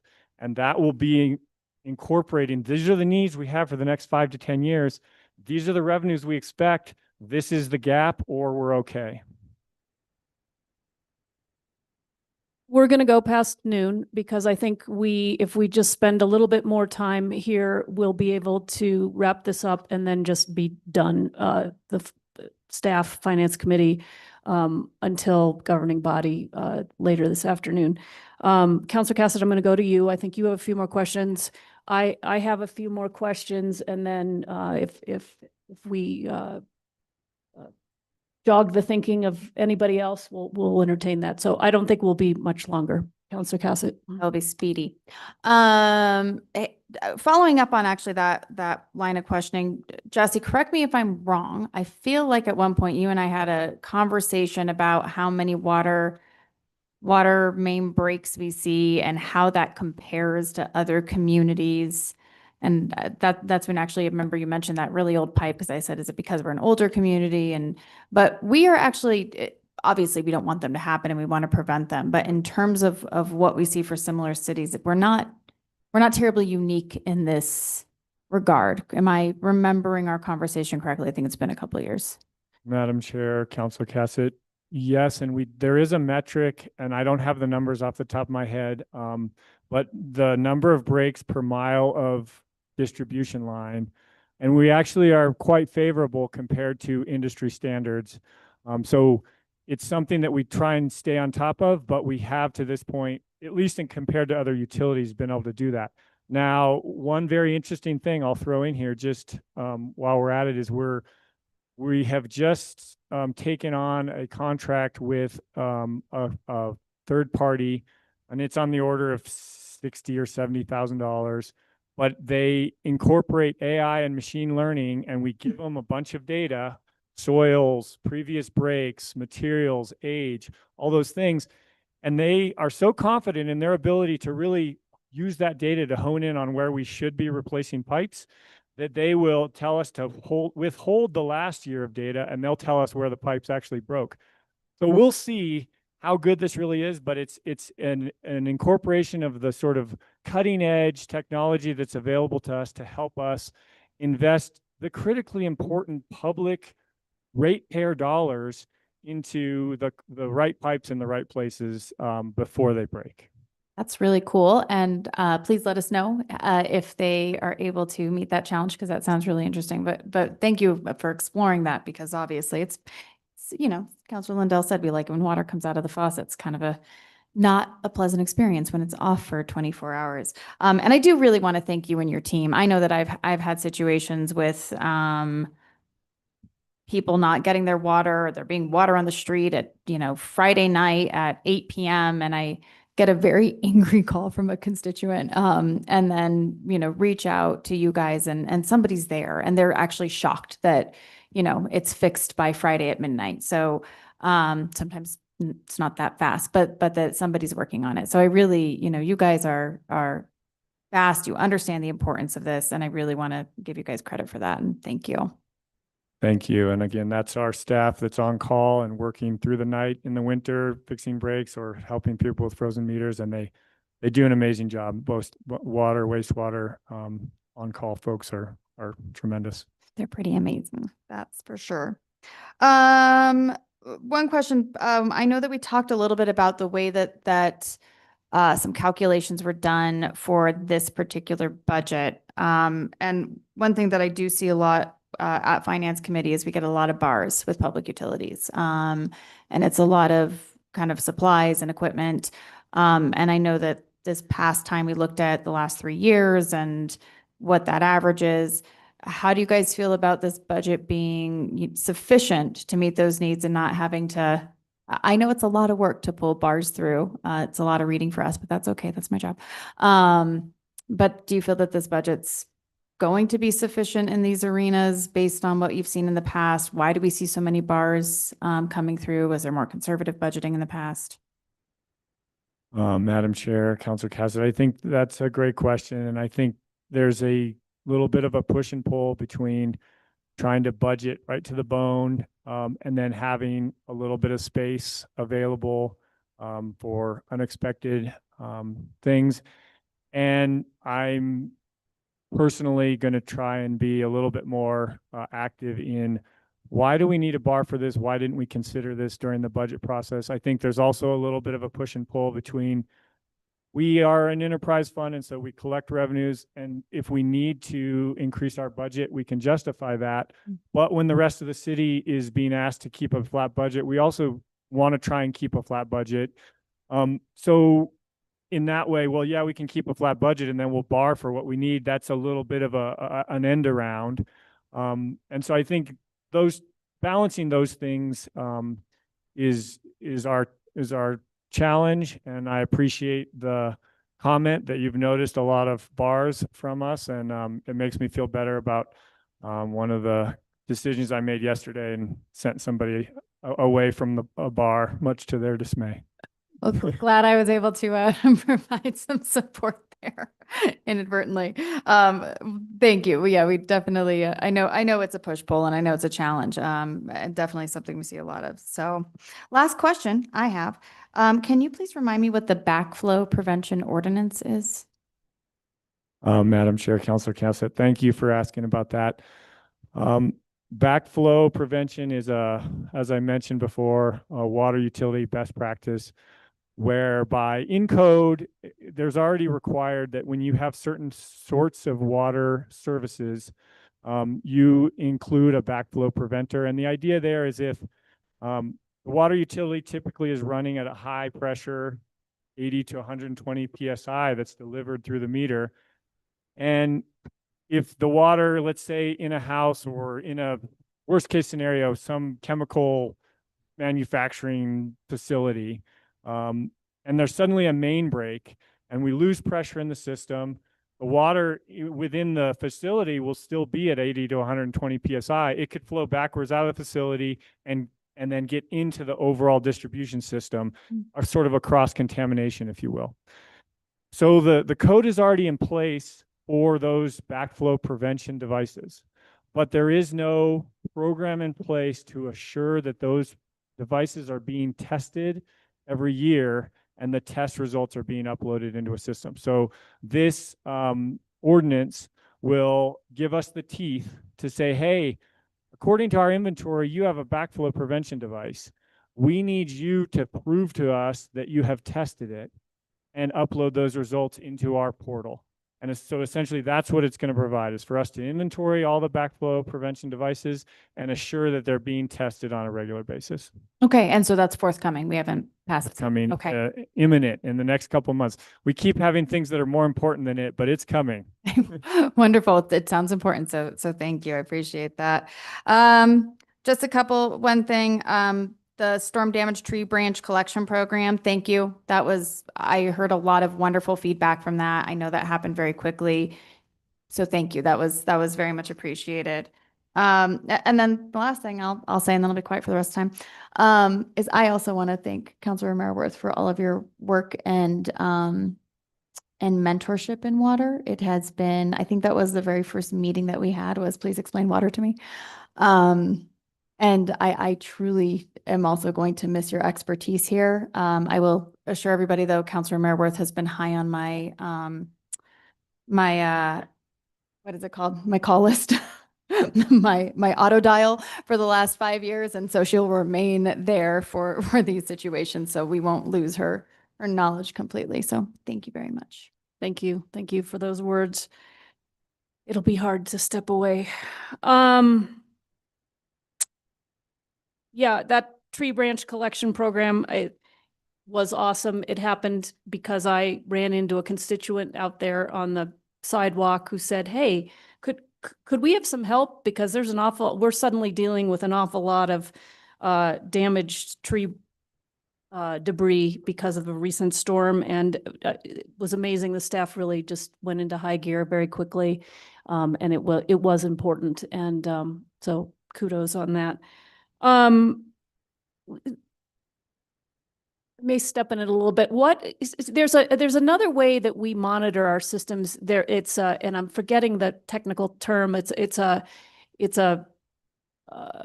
map, and we're doing it, I think, in wastewater and in water, a mapping of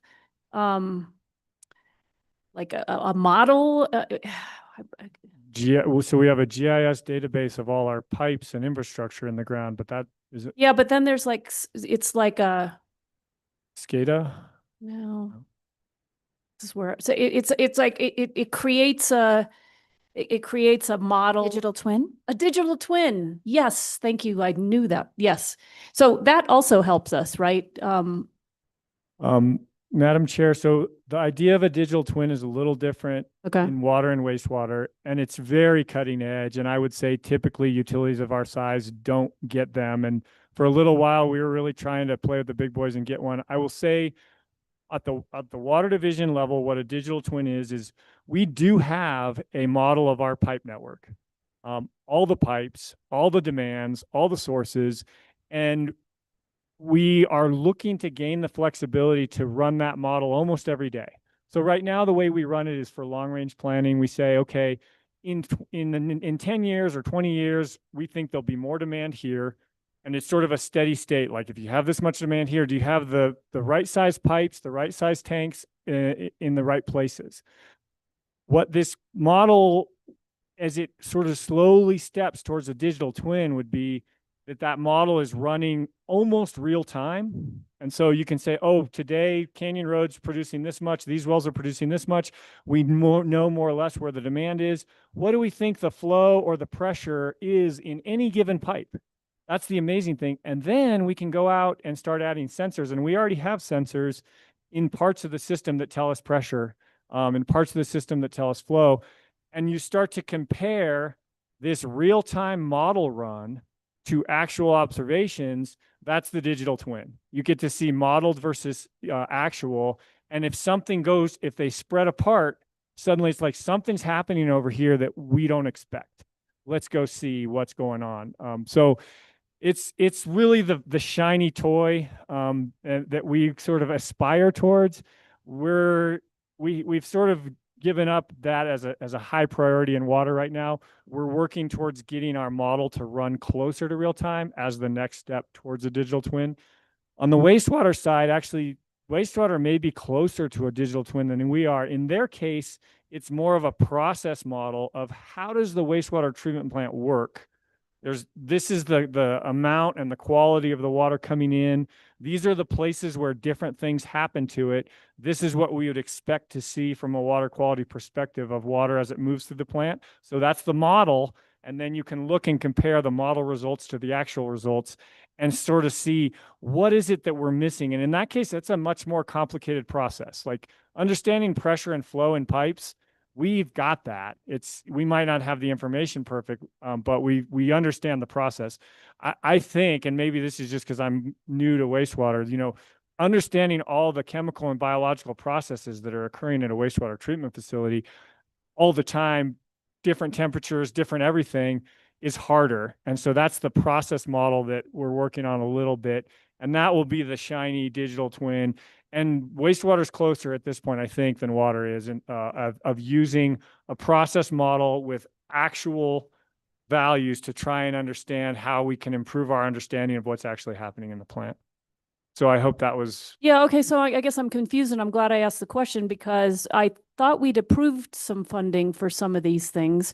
But you're saying we're not, I mean, you're sort of looking at them, but we're not actively gonna pivot to them. So water, it's on me. We dropped the ball on a request to actually move that money, and we lost it for the water digital twin. Now we're not giving up on that effort entirely, but we missed out on a big chance to get some one-time funding to move it forward. And Okay. you want to speak to wastewater? Chairman Marworth, we are actually working on a company or with a company, Aquasite, that is actually directing a model to create the parallel path with both of all of our instrumentation at the facility that can get all of the information in. Once the full amount of information and analyzers, everything are in place, that's the direction that Aquasite's going to start creating the digital twin. That won't only just be a comparative of real time, it'll also have an AI feature that will give operators, a direction of something is going wrong and the possible fixes could be going this way, or from previous data, the product will actually look at it and say, hey, it was working great this day in this situation, and we have the same input now. So let's make an adjustment to the way we're running to make it get back into a better state. Okay, thank you. I appreciate that. All right, one last question, and I ask this because I know it's on the mind of the community. Your goals for FY 26, complete fire mitigation strategies for critical water infrastructure. We did hear a little bit about this yesterday with the emergency management folks. I understand you're in partnership with them. If you could just speak briefly to what you all are doing, I think it's something the community is concerned about, and I just, this is an opportunity to help people understand that you guys are at the wheel and you're working on things. Madam Chair, thanks for that question. I'm not as close to this as I should be in terms of really providing some strong detail here, but I will say that we have a great partnership with our city wildland fire section of the fire department. And they're helping us as we identify treatment plants, storage tanks, pump stations, and also water lines that maybe aren't as deep as they could be, as areas where we really don't want a fire to be close to this infrastructure, and helping us thin that. We're working with, in some cases, with neighborhood associations, working with St. John's to allow this thinning, this fuels management close to this critical infrastructure. And this is the piece that I don't have enough detail on. I know we're also trying to leverage state funds and state fire resources in that effort. So we are aware of it. We're working to leverage these different resources, and we have done a lot in the last couple of years to really thin the fuels near treatment plant, near storage tanks. And Jonathan, I don't know if you have any deeper detail on any of that you want to add. Yeah, and I think we're using technology as well, is what we were hearing yesterday, to help us. Can you hear me? Hello, I'm Jonathan Montoya. I'm the Interim Water Division Director. As Jesse said, yeah, we've partnered with the city, urban wildland folks, as well as the Forest Service. We work closely with them, taking care of our watershed and things like that. But I think the primary focus has been where there's critical infrastructure, storage tanks, things like that. Like we're really trying to protect the water infrastructure that could potentially be used to fight a fire if it were to come into town.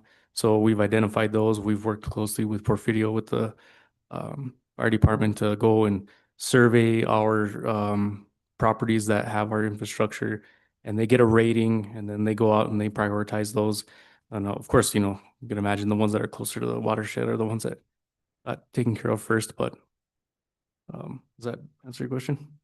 Yeah, thanks. Thanks. I just want people to know you guys are working on it. So, any other questions from the committee?